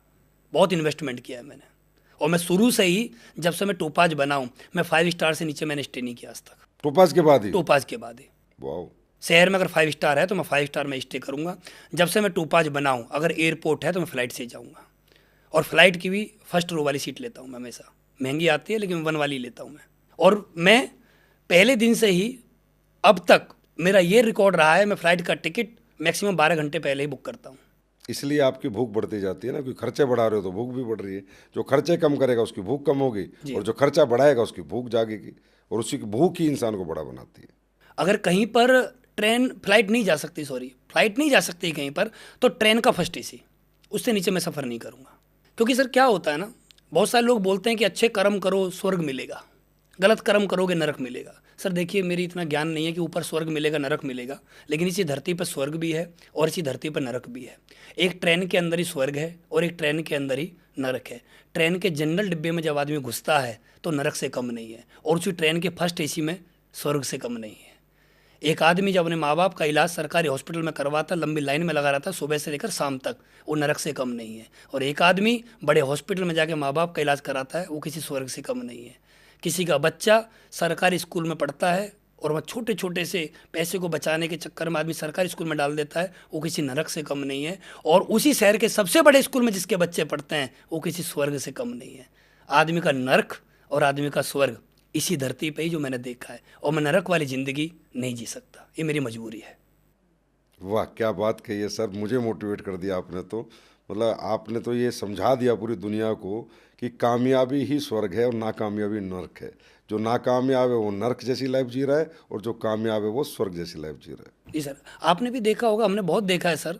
25-26 साल का, 30 साल का कोई लड़का बस स्टैंड पे खड़ा हुआ है, बस का इंतजार कर रहा है, और वहाँ से गाड़ी निकलती है 10-20 लाख रुपए की। आपने नोटिस किया होगा, आपके ध्यान में कभी आया होगा, उसमें पीछे एक डॉगी बैठा होता है, देखा होगा बहुत बार। और डॉगी जब बैठा होता है, किसी व्यक्ति का डॉगी है, वो बैठा होता है, जब पीछे को देखता है तो 2-3 लड़के आपस में बातें जरूर करते हैं, देख उसमें एक कुत्ता बैठ के जा रहा है। वो ये नहीं समझते कि बैठ के क्यों जा रहा है। वो कुत्ता जो बैठ के जा रहा है वो उन लोगों की तरफ देख रहा है। और आदमी को मोटिवेट होना चाहिए तो वहाँ भी मोटिवेट हो सकता है। यार मैं इंसान होके मैं आज बस का इंतजार कर रहा हूँ और एक जानवर एक गाड़ी में बैठ के जा रहा है, तो नरक और स्वर्ग से कम नहीं है ये। आदमी सोचे तो कुछ भी सोच सकता है। मतलब एक इंसान अपनी कामयाबी से जानवरों को भी स्वर्ग दे सकता है, तो खुद को स्वर्ग क्यों नहीं दे सकता? अनुज सर, सबको स्वर्ग मिले, सभी डायरेक्ट सेलर कामयाब हों, सब एसी फर्स्ट क्लास में चलें, सब हवाई जहाज की पहली लाइन बुक करें, सब 5 स्टार होटल में रहें, सबके बच्चे अच्छे स्कूल में पढ़ें, सबके माँ बापों का अच्छे हॉस्पिटल्स में इलाज हो, स्वर्ग जैसी ज़िंदगी सबके पास हो। ऐसी कोई 5 बातें बता दीजिए अपने एक्सपीरियंस से कि डायरेक्ट सेलर अपना ले और ये स्वर्ग जैसी ज़िंदगी जी ले। सर 5 बातें, की बातें तो बहुत सारी हैं मानने के लिए, लेकिन 5 बातें मैं ज़रूर बता सकता हूँ। सबसे पहले आदमी को ब्लाइंड बिलीव करना चाहिए अपनी संस्था पर, अपने अपलाइन पर, अपनी डाउनलाइन पर, अपने प्रोडक्ट पे, अपने सिस्टम पर। होता क्या है, लोग काम तो उस कंपनी में कर रहे हैं लेकिन उनका ब्लाइंड बिलीव नहीं है। उनका जो बिलीव है ना, मंडे में तो ठीक है, ट्यूसडे में डाउन है, वेडनेसडे ठीक है, फिर थर्सडे डाउन है। हर दिन उनका ऊपर नीचे चल रहा है। वो एक नहीं बना रहे, अपना माइंड को सेट नहीं कर रहे, वो बिल्कुल ब्लाइंड बिलीव नहीं कर रहे। सर दुनिया में ना, अगर आदमी को विश्वास नहीं है अपने आप पे, अपनी कंपनी पर, वो आदमी कभी कामयाब ना हुआ है और ना कभी हो सकता। आपने देखा होगा सर, हम लोगों ने देखा है, जब हम रोड पे जाते हैं ना, तो सबसे ज़्यादा एक्सीडेंट अगर हमने किसी जानवर का देखा है ना, वो कुत्ते का देखा है। उसके पीछे का कारण ही एक है, वो थोड़ा सा आगे बढ़ता है, जैसे किसी का हॉर्न सुनता है वापस आ जाता है, फिर कोशिश करता है, फिर आगे जाता है, वो खुद तो मरता ही मरता है, साथ में किसी बाइक वाले को और अपने साथ में गिरा देता है। लेकिन वहाँ पर एक हाथी और वहाँ पर जब एक शेर रोड पार करता है ना, उसका ब्लाइंड बिलीव होता है कि मैं रोड पार करूँगा, और रोड पार कर जाता है, और उसको देख के दुनिया रुक जाती है। आदमी को ब्लाइंड बिलीव करना ही चाहिए। हम लोग ब्लाइंड बिलीव कहाँ नहीं करते हैं, हर जगह तो कर ही रहे हैं ना। अपने परिवार पे कर रहे हैं, अपने माँ बाप पे करते हैं, अपने बीवी बच्चों पे कर रहे हैं। हम लोग फ्लाइट में बैठते हैं, हमने कभी पायलट नहीं देखा आज तक कैसे चलाता है, हम जाके बैठ जाते हैं। हम ट्रेन में जाकर बैठते हैं, लोको पायलट को हमने नहीं देखा कैसे चलाता है, फिर भी हम अपनी सीट लेते हैं, कंबल बिछाते हैं, चादर बिछाते हैं, ओढ़ के सो जाते हैं। हम लोगों ने कभी बस ड्राइवर से नहीं पूछा आज तक कि आपको बस चलानी आती है, फिर भी हम बैठ जाते हैं। हम रेस्टोरेंट में जाते हैं, कभी नहीं पूछते कि खाना शुद्ध बना रहे हो, कैसे बना रहे हो, कौन सा तेल डाल रहे हो, कौन सा घी डाल रहे हो, कुछ नहीं करते हम लोग हर जगह विश्वास कर रहे हैं। हम लोग मंदिर, मस्जिद, गुरुद्वारे में हर जगह विश्वास कर रहे हैं। हम कहाँ विश्वास नहीं करते हैं। लेकिन मैंने देखा है लोग जिस कंपनी में काम कर रहे हैं उसमें 100% भरोसा नहीं कर रहे, और जब तक 100% भरोसा नहीं होगा तो 100% सफलता हासिल हो ही नहीं सकती, आप चाहे मेहनत कितनी कर लो। क्योंकि वैसे इससे एक एनर्जी का फ्लो आता है। जब एक इंसान ब्लाइंड बिलीव है, मान लो मेरी आंखें मैंने बंद की हैं और कोई मेरा हाथ पकड़ के मुझे रोड पार करा रहा है, तो मेरा एक भरोसा होता है क्योंकि मेरी आंखें बंद है और सामने वाले पे मेरा बिलीव स्ट्रॉन्ग है, तो मैं कहीं आगे पीछे नहीं हुआ, कितना ही हॉर्न दे दे, मुझे पता है कि इसने हाथ पकड़ रखा है और मैंने अपना हाथ इसको दे रखा है, तो ये मुझे रोड तो पार करा ही देगा। जी सर। तो अपने अपलाइन पे ब्लाइंड बिलीव करना, अपने सिस्टम पे, क्योंकि इंसान का अंधविश्वास ही शक्ति है। भगवान पे भी अंधविश्वास है जी तो ही भगवान की इतनी मान्यता है। भगवान पे विश्वास नहीं करता कोई, अंधविश्वास है कि हाँ भगवान है और भगवान की वजह से मेरा जीवन चल रहा है, वो ब्लाइंड बिलीव ही, तभी भगवान भी उसकी सारी मुराद पूरी करता है। सर, बिना विश्वास के कुछ हो ही नहीं सकता। हम लोगों ने देखा है अपने गांव समाज में कोई 60 साल 70 साल का आदमी चारपाई पर लेटा होता है, लेकिन वो 60 साल 70 साल का आदमी जब केदारनाथ और वैष्णो देवी जाता है ना, तो वो जयकारा लगाता हुआ पूरी सीढ़ियों को चढ़ जाता है। हम लोगों ने देखा है गर्मियों में कोई भी आदमी बिना पानी पिए पूरे दिन नहीं रह सकता, लेकिन हमारा मुस्लिम भाई पूरे दिन बिना पानी पिए रह जाता है। सिर्फ एक विश्वास ही तो है सर, बिना विश्वास के कहाँ हो रहा है कुछ भी। और ऐसा ही विश्वास अगर कामयाबी में जग जाए तो कामयाबी को आपके पास आना ही पड़ेगा। 100%। दूसरी कोई बात? दूसरी बात है कि कंसिस्टेंसी लगातार करे, हर दिन करे, रुके ना, कभी थकावट महसूस ना करे। इसमें साथ में डिसिप्लिन भी होता है आदमी का, लगातार रोज करे। सर जैसे मान लीजिए मैं दिल्ली एनसीआर में रहता हूँ। दिल्ली एनसीआर पूरे हिंदुस्तान के किसी भी बड़े शहर में अगर हम सर्च करें गूगल पे कि इस शहर के सबसे बड़े डॉक्टर का नाम क्या है, डॉक्टर का नाम पक्का आता है। डॉक्टर के बारे में अगर हम सर्च करेंगे ना तो एक लिख के आएगा उस पर कि डॉक्टर साहब 10 से 2 बैठते हैं और 4 से 8 बैठते हैं, और कभी भी आप जाकर देखना 10 बजे डॉक्टर साहब वहीं मिलेंगे। आज तक कभी ऐसा नहीं हुआ 10 बजे का टाइम डॉक्टर साहब ने दिया हो और शाम तक ना आए हो। एक डॉक्टर पिछले 25 साल से लगातार प्रैक्टिस कर रहा है उसी क्लिनिक पे, हर दिन आ रहा है। अगर डॉक्टर साहब 15 दिन बाद छुट्टी ले रहे हैं किसी कारणवश, उनकी फैमिली में कुछ शादी है, कहीं जाना है, तो 15 दिन पहले लिखा होता है कि डॉक्टर साहब इस दिन नहीं आएंगे। पिछले 20 साल 25 साल से डॉक्टर साहब लगातार उसी क्लिनिक पे, उसी चेयर पे पिछले 25 साल से बैठ रहे हैं लगातार, तब वो डॉक्टर आज डॉक्टर बन पाए। उस शहर के सबसे प्रसिद्ध डॉक्टर इसलिए बन पाए, हर दिन कर रहे हैं, कभी कभी नहीं कर रहे। आज जो बड़े बड़े एडवोकेट हैं हर दिन कर रहे हैं, चाहे वो कोर्ट में जाके कर रहे हैं, चाहे वो अपने ऑफिस में बैठ रहे हैं। आप किसी भी प्रोफेसर को ले लीजिए, चाहे वो कॉलेज में है, चाहे वो कोई कोचिंग सेंटर में, हर दिन। यहाँ तक कि 25 साल से अमिताभ बच्चन जी केबीसी कर रहे हैं, पिछले 25 साल से। उनके पास इतना पैसा, इतना नाम, इतनी इज्जत, इतनी शोहरत होने के बाद पिछले 25 साल से लगातार केबीसी कर रहे हैं। शाहरुख खान लगातार कर रहे हैं, कौन नहीं कर रहा सर लगातार। नाकामयाब आदमी नहीं कर रहा, कामयाब आदमी हर काम को लगातार कर रहा है, चाहे उसका कोई भी काम है। शोरूम का मालिक हर दिन बैठ रहा है, एक बड़ा बिजनेसमैन हर दिन बैठ रहा है, गाड़ियों के शोरूम का मालिक हर दिन बैठ रहा है, कौन नहीं कर रहा। जहाँ तक कि एशिया के सबसे बड़े आदमी मुकेश अंबानी भी रात को 2-2 बजे तक मेल का जवाब देते हैं, कौन नहीं कर रहा लगातार, सिर्फ नाकामयाब को छोड़ के। तो डायरेक्ट सेलर को यही प्रॉब्लम है हमारी इंडस्ट्री में, जहाँ तक मुझे लगता है मेजर, कि यहाँ कंसिस्टेंसी नहीं है।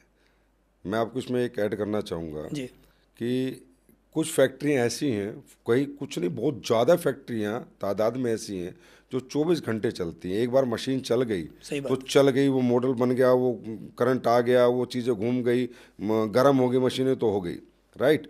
और वो लगातार पिछले 20 साल से लगातार प्लांट 24 घंटे चल रहा है। तो मैंने पूछा भाई इसको एक दिन रोक दे तो क्या होता है? बोला भाई साहब इसको अगर एक दिन रोक दिया ना 24 घंटे, तो दोबारा इसको चलाने में 24 करोड़ रुपए लगते हैं। 24 करोड़ मतलब प्लांट, रुका हुआ प्लांट चलाने में 24 करोड़ लगते हैं। तो रियली में हमारी इंडस्ट्री में ये है, ये इंडिपेंडेंट बिजनेस है, यहाँ हमारा कोई ओनर नहीं है, हमारा कोई बॉस नहीं है। इसकी वजह से लोग यहाँ कंसिस्टेंसी ब्रेक करते हैं, जिसकी वजह से उनको वो रिजल्ट सालों में मिलते हैं जो महीनों में मिल सकते थे। उनके भी ऐसी आपकी तरह चेक बन सकते थे 50,000 के टोपाज में वीकली, जो उनके जाके डायमंड और ब्लू डायमंड रैंक पे बनते हैं। सही बात है सर। आदमी क्या है ना, अपने आप को ब्रेक दे देता है, अपने आदमी को बोल देता है कि चलो मैं ब्रेक दे दूँ। ब्रेक देना क्यों है, रुकना क्यों है आदमी को? हमारा काम तो दुनिया का सबसे अच्छा काम है जो मुझे लगता है, क्योंकि हम कर क्या रहे हैं, हम लोग बेरोजगार लोगों को रोजगार दे रहे हैं, सबसे अच्छा काम मानता हूँ मैं इसको। हम लोग जो बीमार लोग हैं अपनी कंपनी के प्रोडक्ट से उनको ठीक कर रहे हैं, दुनिया का सबसे अच्छा काम मानता हूँ मैं। और इसमें काम करना ही क्या है, कोई आदमी आज मान लीजिए 10,000 रुपये का हफ्ते का चेक ले रहा है, उसको करना क्या है, मुझे आज तक ये समझ में नहीं आया। उसको करना क्या है, उसको एक ही तो काम करना है, किसी भी शहर में जाना है, वहाँ के 10, 20, 50 लोग जो हैं उनको अपनी एजुकेशन ट्रांसफ़र करनी है, बस यही तो करना है। मुझे ये काम सर, मैं आपको गारंटी दे सकता हूँ, कोई आदमी मुझे बोले अनुज मैं तुझे 10 करोड़ रुपए पर मंथ दूंगा, इस ऑफिस में बैठ जा, मैं नहीं बैठ सकता। क्योंकि मुझे इस काम में जो आनंद आता है ना, इससे ज़्यादा आनंद का काम दूसरा कुछ भी नहीं है। अभी मैं सुबह घर से आया, मैं घर से चल के दिल्ली आया, मैं जब आज आ रहा था तो मैं आज नोटिस कर रहा था, और मैं अपने मोबाइल के ना मैंने कैमरा चालू कर रखा था, आज रखा हुआ था साइड में, मैंने क्या देखता हूँ आज दूसरी एस क्लास मुझे दिखती है नहीं दिखती है, और मुझे सर एक भी नहीं दिखी। और मैं इतना अच्छा काम कर रहा हूँ, जहाँ तक मैं एस क्लास में आ गया, और मैं सोचता हूँ इतना बढ़िया काम है, फिर भी लोग हर दिन नहीं कर रहे हैं, फिर भी लोग रुक रहे हैं। हमारा काम क्या है? अब मैं कहीं पर गया, मैं दिल्ली से निकला, फ्लाइट में बैठा, 1.5-2 घंटे में वहाँ पहुँच गया, वहाँ से 5 स्टार होटल में गया, वहाँ से रेडी होके अपने ट्रेनिंग सेंटर जो सेमिनार था वहाँ आया, 2-4 घंटे लोगों से बातें करी, फिर रूम में गए, फिर अपना आराम किया। इसको भी अगर काम बोलते तो फिर काम को क्या बोलेंगे लोग? सही बात है। वैसे मुझे लगता है आपने इतना ब्रीफली समझा दिया है कि ये बात आपकी सुनने के बाद हर आदमी रोज काम करेगा। आप कोई तीसरा टिप्स बताओ सर। है ना। उसके बाद है सर, हम जिस कंपनी में काम करते हैं उसका 100% प्रोडक्ट हम यूज करें, 100%। उसके पीछे कारण है, जब तक मैं अपना प्रोडक्ट खुद इस्तेमाल नहीं करूंगा तो मैं दूसरे को उतने कॉन्फिडेंस से नहीं बोल पाऊंगा जितना मैं बोल सकता हूं। होता क्या है, लोग प्रोडक्ट खुद यूज ना करके दूसरे को यूज करवाते हैं, और वो लोग फंसते हैं बाद में। कैसे, कभी कभी क्या होता है, जैसे उन्होंने किसी को प्रोडक्ट दिया कोई भी, और सामने वाले का कॉल आया, सर इस प्रोडक्ट में टेस्ट नहीं आ रहा, क्योंकि कुछ प्रोडक्ट ऐसे होते हैं जिनमें वो स्वाद नहीं आ पाता। तो वो आदमी क्या बोलता है जिसने दिया है, हाँ टेस्ट तो आता है भाई, जो कि उसने खुद भी टेस्ट नहीं खुद किया। नहीं लिया, टेस्ट नहीं लिया आज तक। जैसे मान लीजिए हमारा कोई प्रोडक्ट है, एलर्जी डॉक है, थोड़ा सा कड़वा लगता है हमें पीने में, और सामने वाला बोलता है सर आपका प्रोडक्ट तो कड़वा लग रहा है। बोला कड़वा कैसे लगेगा भाई, मीठा है हमारा प्रोडक्ट तो आदमी फिर वहाँ पर आदमी की छवि नेगेटिव बन जाती है। तो सबसे पहले हम जिस कंपनी में काम कर रहे हैं, हमारा तेल है, साबुन है, राइस ब्राइन ऑयल है, हमारा सर्फ है, हमारा जो भी A to Z प्रोडक्ट है, AM to PM, या भी हेल्थ वाले भी, या हमारे सप्लीमेंट भी, हर आदमी को यूज करने चाहिए। हम जब तक यूज नहीं करेंगे, हम कैसे सामने वाले को बोल सकते हैं कि हाँ जी आप करिए। अब कोई किसी आदमी का खुद का रेस्टोरेंट है, अब दूसरे जाके खाना खाए, तो कैसे विश्वास से बोल सकता है मेरा खाना सबसे अच्छा खाना है? तो खुद ही दूसरे घर में खुद ही दूसरे के घर में जाके खा रहा है। जब तक पहले हम खुद नहीं अपने ऊपर अप्लाई करेंगे उन चीज़ों को, उन प्रोडक्ट को, हम दूसरे को नहीं बता सकते। तो सबसे पहले मेरा एक ही कहना डायरेक्ट सेलर को, आपके AM to PM या हेल्थ प्रोडक्ट या सप्लीमेंट या आपकी खेती के प्रोडक्ट या आपके पशुओं में अगर सबसे पहले कुछ यूज हो तो हमारी कंपनी का यूज होना चाहिए। अच्छा अनुज सर, इसमें एक कहते हैं लोग कि सर मैं परचेज रीपरचेज तो कर लेता अपने घर के लिए, पर मेरा तो चेक ही नहीं आया, इसका क्या जवाब है? सर क्या होता है ना, मान लो चेक नहीं आया, मैं उन लोगों से एक बात पूछना चाहता हूँ, भाई मान लो आपका 5 महीने से चेक नहीं आया, तो 5 महीने से नहाए हो नहीं नहाए हो? नहाया तो होगा, पेस्ट भी किया होगा, उसने घर में सब्जी भी बनी होगी, मसाले भी आए होंगे, उसके घर में पोछा भी लगा होगा, कपड़े भी धुले होंगे, तो वो सर्फ कहाँ से आया, वो साबुन कहाँ से आई, वो तेल कहाँ से आया? मार्केट से आया। मतलब मार्केट से लाने के लिए आपके पास पैसे हैं, उस कंपनी से रिपर्चेज करने के लिए पैसे नहीं है। इसका मतलब सिर्फ एक है, अभी आपका ब्लाइंड बिलीव नहीं है, और जब तक ये नहीं होगा आपकी ये चेक की समस्या जीवन भर रहनी है। तो अनुज सर अब कोई चौथा टिप्स? चौथा टिप्स है सर, मेरे हिसाब से अगर देखा जाए तो आदमी का एटीट्यूड है ना हमेशा पॉजिटिव होना चाहिए, उसका कभी नेगेटिव नहीं होना चाहिए। आदमी क्या है ना, आदमी की सबसे बड़ी प्रॉब्लम ये की बात की होती है, आदमी अपना जो नज़रिया है ना वो दिन प्रतिदिन कभी नेगेटिव कभी पॉजिटिव कभी नेगेटिव कभी पॉजिटिव करता रहता है। जब तक आदमी अपने नज़रिया को 100% पॉजिटिव नहीं रखेगा, आदमी के जीवन में कोई बड़े बदलाव नहीं आएंगे। हमारे बिजनेस में जब हम लोगों को जाके प्लान दिखाते हैं, या हमारे जो लीडर काम करते हैं, कुछ लीडर सर हमारे ऐसे हैं जो सुबह 6 बजे जॉब पे जाते हैं और शाम को 6 बजे ही आ जाते हैं, मतलब 12 घंटे की जॉब है, दिन में काम खत्म हो जाता है उनका। हम उनको बोलते हैं सर आप काम करो, बोलता है मेरे पास समय नहीं है। एक दूसरा लीडर है जो सुबह सर 6 बजे जाता है और रात को 10 बजे आता है, और हम उनसे बोलते हैं सर और बताओ क्या चल रहा है? बोला सर प्लान दे रहा हूँ बीवी रात को 11 बजे। हम बोलते हैं रात को 11 बजे प्लान? बोला सर मेरे पास टाइम नहीं है। एक आदमी शाम को 6 बजे बोलता है मेरे पास टाइम नहीं है, मैं नौकरी करता हूँ। दूसरा आदमी रात को 11 बजे प्लान दिखा रहा है, वो भी बोल रहा है मेरे पास टाइम नहीं है। तो हम मुझसे बोलते हैं रात को 11 बजे, बोला सर मैं 10 बजे तक जॉब करता हूँ और मैं अपने एक जोड़ी कपड़े अपने बैग में रख के लेके आता हूँ। जैसे ही मैं अपनी फैक्ट्री अपनी कंपनी से निकलता हूँ, अपने कपड़े चेंज करता हूँ और लोगों को जाके मैं प्लान दिखाता हूँ, क्योंकि सर मैं काम इसलिए कर रहा हूँ, मेरे पास समय नहीं है। समस्या दोनों के साथ ही है, लेकिन एक काम कर रहा है उसी समस्या में, एक काम नहीं कर रहा है उसी सेम समस्या है, सिर्फ नज़रिया अलग अलग है। एक आदमी लीडर बोलता है सर मैं प्लान तो दिखाना जाऊँ 50 किलोमीटर, लेकिन मेरे पास पैसा नहीं है, मैं कैसे जाऊँ। लेकिन दूसरा लीडर एक बात बोलता है, हम पूछते हैं कहाँ हो, बोला सर 100 किलोमीटर दूर प्लान दिखा रहा हूँ।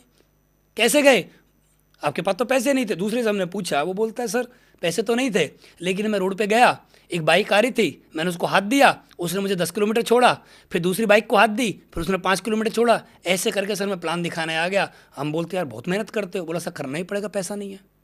दोनों की कंडीशन में पैसा नहीं है, एक बोलता है पैसा नहीं है मैं इसलिए नहीं कर रहा, एक बोलता है पैसा नहीं है मैं इसलिए कर रहा हूँ। कंडीशन दोनों की एक ही है, नजरिया अलग अलग अलग अलग है। एक आदमी की 2-4 लोग काम करना बंद कर देते हैं, वो इसी में रोना स्टार्ट कर देता है। दूसरे आदमी के 2-4 लोग काम करना बंद कर देते हैं, वो इसी में और ज़्यादा मोटिवेट हो जाता है। अब एक से हम बोलते हैं कि आप काम क्यों नहीं कर रहे हो, बोला सर 2-4 लोग थे उन्होंने काम करना बंद कर दिया। हम दूसरे से बोलते हैं भाई आपका, बोला सर मेरे पास 2-4 लोग थे उन्होंने काम करना बंद कर दिया, मैं फिर भी काम कर रहा हूँ। बोला हम बोलते हैं क्यों, बोला सर उन्हीं को तो करके दिखाना है। अगर मैं रुक गया तो वो लोग क्या सोचेंगे, हमारी वजह से था, हमारे ऊपर डिपेंड था, हमारे दम पे ही वो अपना चेक बना रहा था, और मैं सर उन लोगों को करके दिखाना है मुझे जिन लोगों ने मेरा साथ आज छोड़ा है। हर सिचुएशन में पॉजिटिव एटीट्यूड रखना है, हर सिचुएशन पे। ये नज़रिए को आप डिफाइन कर रहे हो जी कि हर एक सिचुएशन जो आपके लिए नेगेटिव है वो बहुत कामयाब लोगों के लिए पॉजिटिव है, हर आदमी के लिए। मैं ये कह सकता हूँ इसमें आपकी बात सुन के कि नाकामयाब लोगों के लिए जितनी सिचुएशन नेगेटिव हैं, कामयाब लोगों के लिए उतनी ही सिचुएशंस पॉजिटिव है। हर आदमी के लिए सर। जैसे मैं अगर आपसे एग्जांपल लूँ सर, जब आपने कंपनी स्टार्ट करी होगी 2014 में, क्या और लोगों ने कंपनी स्टार्ट नहीं करी होगी? और लोगों के सामने भी थोड़ी सी प्रॉब्लम आई होंगी और आपके सामने भी आई होंगी, वो लोग उन प्रॉब्लम का सामना नहीं कर पाए और वो हट गए पीछे, आप नहीं हटे। सिचुएशन तो सेम रही होंगी, वो भी हिंदुस्तान में, आप भी हिंदुस्तान में। आप इतने आगे इस कंपनी को इतनी बड़ी कैसे कर पाए? क्योंकि आपका नज़रिया ही अलग था। बिना नज़रिए के कोई आदमी बड़ा काम कभी कर ही नहीं सकता। नज़रिया पॉजिटिव चाहिए। एक कहावत है अनुसार कि नज़रों का इलाज चश्मा है जी पर नज़रिए का इलाज दुनिया में कुछ नहीं है। सही बात है सर। 5 कहा था, आखिरी टिप्स और दे दीजिए। इसमें क्या है ना सर, सबसे बड़ी बात क्या है ना, 5वां पॉइंट जो मेरा है वो है डटे रहना। आदमी को हमेशा डटे रहना चाहिए। होता क्या है, जब हम काम करते हैं तो कभी कभी क्या होता है, हमारी सोच के अकॉर्डिंग हमारे रिजल्ट नहीं आ पाते हैं और हम हताश हो जाते हैं। हमें ऐसा लगता है अब कुछ नहीं करना, अब छोड़ देते हैं और कुछ और करते हैं। मेरा ऐसा मानना है उस समय पे वही एक ऐसा समय है जब ऊपर वाला आपकी परीक्षा ले रहा। उस समय अपने आप से एक बार और बात करनी है, अगर कल को मैंने छोड़ दिया तो मुझे क्या मिलेगा, अगर मैं करता रहा तो मुझे कुछ ना कुछ पक्का मिलेगा। मेरा ऐसा मानना है, मैं भगवान को बहुत ज़्यादा मानता हूँ, भोले बाबा को। बिना ऊपर वाले की मर्जी के पत्ता नहीं हिलता। ऊपर वाले की मर्जी से ही हमें एक कंपनी मिली है एसलीपीएस। ऊपर वाले की मर्जी से जब हमें एसलीपीएस मिली है तो इतना विश्वास तो जरूर रखना चाहिए कि ऊपर वाले की मर्जी से अगर इतनी बड़ी कंपनी मिली है और 2 लेग मिली हैं तो 2 लोग तो पक्का मिलेंगे। आदमी को इतना विश्वास तो रखना चाहिए। और आदमी जब डटे रहता है, लगातार लगे रहता है, तो उसको 2 लोग 101% मिल जाते हैं। मुझे पहला आदमी दिल्ली में मिला, दूसरा आदमी मुझे इलाहाबाद में मिला, पक्का मिलते हैं। और ये मिलते कहाँ हैं? कीचड़ में हमेशा कमल खिलता है। एक आदमी को अगर हीरा ढूंढना है तो कोयले की खान में जाना पड़ेगा। कोयले का एग्जाम्पल मतलब कि आदमी को अगर अपने डायमंड तक पहुंचना है तो बहुत सारे लोगों से मिलना पड़ेगा, उनमें निकलना पड़ेगा, तब आदमी आपको एक बहुत अच्छा मिलेगा। और ये पक्का मिलते हैं सर। मेरा ऐसा मानना है 100% आदमी को अपने जैसे लोग 100% मिल जाते हैं, लेकिन उसके लिए डटे रहना पड़ता है। कहाँ नहीं डटते लोग? आज बहुत सारे लोग हैं जो करोड़ों रुपए शोरूम में लगाते हैं, उनके कभी कभी नहीं चल पाते, उस मन के मुताबिक उनके रिजल्ट नहीं आ पाते, उनकी सेल नहीं हो पाती, लेकिन वो फिर भी लगे रहते हैं। एक पेट्रोल पंप वाला इतना पैसा लगाता है, वो फिर भी डटा रहता है, कभी हो सकता है रिजल्ट अच्छे नहीं आ पा रहे हो। आपने देखा होगा सर, हमारे देश में ही सूर्य यादव है, सूर्य कुमार यादव क्रिकेटर है, 32 साल की उम्र में डटे रहे तो 32 साल की उम्र में उनको रिजल्ट मिला, इंडियन टीम में सिलेक्शन हो पाया। कौन नहीं है? बहुत सारे लोग हैं आज जो डटे रहे, उन्होंने सफलता प्राप्त करी है, और जो पीछे हट जाते हैं उनको सफलता कभी प्राप्त नहीं होती है। सही बात है। किसी ने कहा है कि मैदान में खेलते रहो, डटे रहो, जी सर। अगर मैदान छोड़ के बाहर निकल गए बाउंड्री से एक बार, तो सिवा ताली बजाने के कोई रास्ता नहीं है, दूसरों के लिए ताली बजाओगे और डटे रहोगे तो कभी आउट भी होगे, कभी छक्का भी मारोगे, कभी चौका भी मारोगे। जीवन में कहते हैं when you get the big opportunity you don't know, परमात्मा कब एक अच्छा माहौल देगा, अच्छी टीमें बना देगा, अच्छे कंपनी और अच्छे अच्छे क्या काम कर देगी, जी अपलाइन और क्या सपोर्ट कर देगा, कहाँ से डायमंड ब्लू डायमंड जैसे बच्चे आपके टीमों में आ जाएंगे, आपको मालूम नहीं है। और दूसरा आपके टट्टे ने मुझे याद आया, जैसे आपने शोरूम की बात की जी कि यार कोविड आया, 2-2 साल लोगों की दुकानें बंद रही, 3-3 साल बंद रही, सारी दुनिया बेच के नहीं भाग गई। उन्हें सब बेटे विश्वास था कि एक दिन कोविड भी ख़त्म होगा और दोबारा फैक्ट्रियाँ चलेंगी और दोबारा दुकानें खुलेंगी। तो बहुत सही आपने सर ये 5 टिप्स दिए और मैं यकीन से कह सकता हूँ कि इन 5 बातों को आपकी अपना कर अगर कोई भी व्यक्ति डायरेक्ट सेलिंग कर लेगा तो अनुज शर्मा सर से ज़्यादा तो नहीं पर बराबर की कार की फ्लीट जरूर खड़ी कर देगा। जी सर, पक्का। मैं देखता हूँ अक्सर अनुज सर डायरेक्ट सेलिंग में आपके नाम के आगे अनुज सर यूथ आइकॉन लिखा आता है, Anuj Sharma youth icon direct selling. तो ये नाम तकरीबन लोगों ने आपको दे दिया है। तो ये जब आप सुनते हो कि मुझे लोग ऐसे यूथ आइकॉन के नाम से जानते हैं डायरेक्ट सेलिंग, तो कैसा महसूस करते हो? सर एक तो मैं बताना चाहता हूँ, अच्छा भी लगता है। और जब मैंने सुना था लोगों से, मुझे नहीं पता था ये यूथ आइकॉन मेरे नाम के पीछे लिखा जाएगा। लोगों ने मुझे नाम दिया। जब लोग स्टेज से बुलाते हैं तो भी मुझे अच्छा लगता है, और जब मैं सोशल मीडिया के माध्यम से देखता हूँ तब भी अच्छा लगता है। अच्छा बहुत लगता है, लेकिन इस नाम के पीछे एक प्रेशर भी है मेरे ऊपर। अगर मैंने इसको मेंटेन नहीं किया तो अब ये मेरे दिमाग में हमेशा एक बात रहती है कि यूथ आइकॉन अगर नाम के पीछे लिखा है ना, तो इसको मेंटेन करना पड़ेगा। इसके लिए मुझे और ज़्यादा मेहनत करनी पड़ेगी, और ज़्यादा लगना पड़ेगा, और फील्ड में रहना पड़ेगा, लगातार दिन रात मेहनत करनी पड़ेगी। क्योंकि नाम मिलना आसान है, उसको बनाए रखना बहुत मुश्किल होता है। और मैं इस नाम को हमेशा जीवन भर बनाए रखना चाहता हूँ, चाहे इसके लिए मेहनत करनी पड़े। मेरी हमेशा आपको बेस्ट विशेज़ हैं कि ये जो नाम का टैग आपके आगे लग गया, ये जीवन भर लगा रहे, जब तक मतलब आपको बुढ़ापा भी आ जाए, 70 साल के हो जाओ तो भी लोग आपको यूथ आइकॉन के नाम से जाने। Thank you sir. तो ये हमारा यूथ आइकॉन अब अरबपति कब तक बन रहा है? देखिए, प्रॉपर अगर कैलकुलेशन के अकॉर्डिंग अगर मैं बताऊं, जो मैंने अपनी डायरी में बनाया हुआ है, 2034-35 तक लास्ट है। 100 करोड़ 100 करोड़।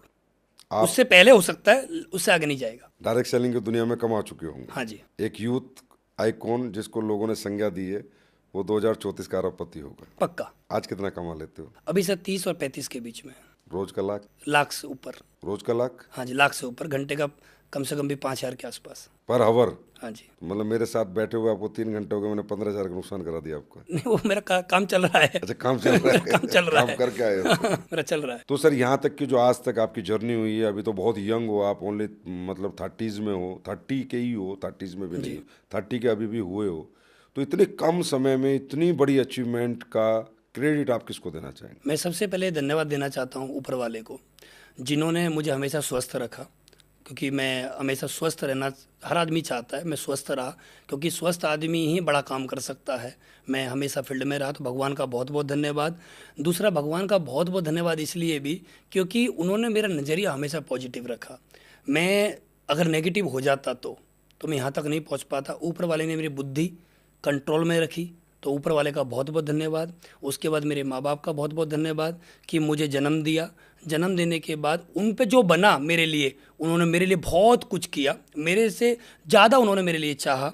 और मैं उनको वो नौकरी में नहीं दे पाया जो मेरे से चाहते थे, लेकिन वो आज अंदर अंदर खुश होते हैं। मेरे पिताजी और मैं ज़्यादा आपस में कम बातें करते हैं, बहुत कम बातें करते हैं। क्योंकि मेरे पिताजी और मैं जब भी बैठते हैं तो 2-4 मिनट ही बातें करते हैं। वो अगर गेट के बाहर खड़े तो मैं अंदर हूँ, मैं अंदर हूँ तो वो बाहर है, और नज़र ज़्यादा नहीं मिला पाते। लेकिन वो मुझे पता है अंदर अंदर वो बहुत खुश रहते हैं। क्योंकि जो नाम, जो पहचान आज मैंने बनाई है अपने लिए, तो आज उनका नाम बहुत बड़ा होता है उस बात से। उनको कभी भी कोई काम होता है, कुछ भी लगता है उनको, तो मेरे से बेहिचक बोलते हैं, और वो चीज़ें मैं पूरी करने की 100% कोशिश करता हूँ। उसके बाद मैं धन्यवाद देना चाहूँगा अपनी फैमिली का, और जो मेरे फैमिली में मेंबर है, मेरा भाई, मेरी छोटी बहन, मेरी वाइफ, मेरे बच्चे। मेरी वाइफ ने मुझे हमेशा फ्री रखा है। मेरी वाइफ ने कभी ये नहीं बोला कि एक शादी है वहाँ पर आपको जाना है, और ना मैं शादी भी अटेंड करता सर अपने परिवार में। क्योंकि मैं इसलिए अटेंड नहीं करता क्योंकि मेरे पास इतना समय नहीं है। मेरे लिए, मैं जब फील्ड में रहता हूँ तो मेरी जो टीम की जो सफलता होती है वो मेरे लिए सबसे बड़ी सफलता है। क्योंकि मैं लोगों के बारे में, अपने बारे में सुनता हूँ आज भी कि ऐसा पैसा कमा के क्या फ़ायदा जो समाज में नहीं बैठ सकता। सर वो 4-5 लोगों को बोल के समाज बोलते हैं, उनको नहीं पता मेरा पूरा हिंदुस्तान में कितना बड़ा समाज मैंने बनाया है। वो गली 4 घर 4 मोहल्ले को समाज बोल रहे हैं, मैंने पूरे हिंदुस्तान में जाकर समाज इकट्ठा किया हुआ है। उसके बाद मैं धन्यवाद देना चाहूँगा जिनकी वजह से मुझे स्लीपलेस वेलनेस मिली, महिपाल सर का। उसके बाद धन्यवाद जिन्होंने हमारा साथ हमेशा दिया, शिव कुमार सर का। और आपका बहुत बहुत धन्यवाद, मामचंद सर का बहुत बहुत धन्यवाद, जिनकी वजह से इतनी दुनिया की महान कंपनी मुझे मिल पाई। और साथ साथ धन्यवाद मेरी टीम का, जिनके साथ जिनका प्यार मुझे हमेशा मिला। मेरी टीम में सबसे बड़ी बात एक और है सर, मेरी जितनी भी कोर टीम है सबकी उम्र मेरे से ज़्यादा है। उनकी सबसे उम्र मेरे से ज़्यादा मैच्योर है, लेकिन वो फिर भी मेरी बातों को मानते हैं। मैं ये नहीं बोलूँगा मैंने कोई गलती नहीं करी होगी, मैं आज भी गलती करता हूँ। इसको आप अनमैच्योरिटी मान लो या कुछ भी मान लो, मैं आज भी गलती कर रहा हूँ और हो सकता है आगे भी करता रहूँगा, लेकिन फिर भी मेरी टीम ने मेरा साथ हमेशा दिया। उन्होंने एक ही बात बोली, सर आप बताओ हमें करना क्या है। उन्होंने मेरी 100% बात को फॉलो किया और हम ये फॉलो करते करते 8 साल हो चुके हैं और ऐसे ही करते करते 80 साल भी हम एक दिन हो जाएंगे। अनुज सर, आज के इस लीडिंग लीडर्स के पॉडकास्ट में रियली मैं बता रहा हूँ मज़ा आ गया और मैं प्रैक्टिकली आपसे मुझे खुद सीखने को बहुत कुछ मिला। और मैं सही बताऊँ तो मतलब मुझे ऐसा लग रहा है कि आप तो किसी के भी सामने बैठते होगे ना तो उसे काम पे दोबारा से ऊर्जा दे ही देते होगे, वो लग जाता होगा। मुझे ऐसा लग रहा है बस पॉडकास्ट खत्म हो मैं भी काम करूँ जैसे अनुज सर करते हैं, जैसे अनुज सर सोचते हैं। तो अनुज जी, इस पॉडकास्ट को लाखों डायरेक्ट सेलर देखेंगे, करोड़ों यूथ भी देखेगा और मुझे पता है उन्हें डायरेक्ट सेलिंग ही नहीं, जीवन में आगे कैसे बढ़ना है, कामयाब कैसे होना है, ये लेसन भी आज आपके माध्यम से उन्हें जानने का मौका मिला है और जानने का मौका जो देखेंगे उनको मिलेगा। तो जाते जाते एक रैपिड फायर राउंड में आपसे करना चाहूँगा, कुछ आपके बारे में पर्सनल जानना चाहूँगा। आपकी dream car? Sir dream car तो मेरी रोल्स रॉयस थी, लेकिन आपसे जिस दिन से मैंने बातें करी है अब मैं बेंटले की तरफ जाऊँगा और स्पोर्ट्स कार, जो भी स्पोर्ट्स कार होती है मार्केट में, वो स्पोर्ट्स कार भी लेनी है और मुझे बेंटले भी लेनी है। आपका पसंदीदा खाना? पसंदीदा खाना मेरा दाल चावल और वेज बिरयानी में बहुत ज़्यादा खाता हूँ। नॉन वेज हो वेज हो आप? Veg. Full veg? Full veg. आपका dream destination in India? India में मेरा गोवा रहता है ज़्यादातर। सभी का गोवा है? मेरा ज़्यादातर गोवा रहता है, गोवा और पहाड़, शिमला मनाली इधर। अच्छा, फेवरेट कौन सा है? फेवरेट मेरा गोवा है। अच्छा, इंटरनेशनल ड्रीम डेस्टिनेशन? दुबई। मनपसंद सिंगर आपका? अरिजीत। खेल? क्रिकेट। खेलते हो आप? हाँ बहुत। आपकी मनपसंद एक्ट्रेस? प्रियंका चोपड़ा। एक्टर? अक्षय कुमार। और आपका मनपसंद काम? Direct selling. तो दोस्तों, आज के इस लीडिंग लीडर्स पॉडकास्ट में आज हमारे साथ थे अनुज शर्मा जी, जो उन्होंने अपने जीवन के बहुत ऐसे एक्सपीरियंस शेयर किए जिससे आज मैं खुद मोटिवेट हूँ, इंस्पायर हूँ। और जब आप लोग सुनेंगे आपको भी बहुत कुछ जानने को और सीखने को मिलेगा। तो इसी तरह बने रहिए हमारे साथ। फिर अगले एपिसोड में आपके साथ मिलेंगे, फिर एक ऐसी पर्सनैलिटी, एक ऐसी हस्ती से जिन्होंने अपने क्षेत्र में बहुत बड़े लेवल और कामयाबी हासिल की है, नाम पाया है, सम्मान पाया है। तो देखते रहिए लीडिंग लीडर्स।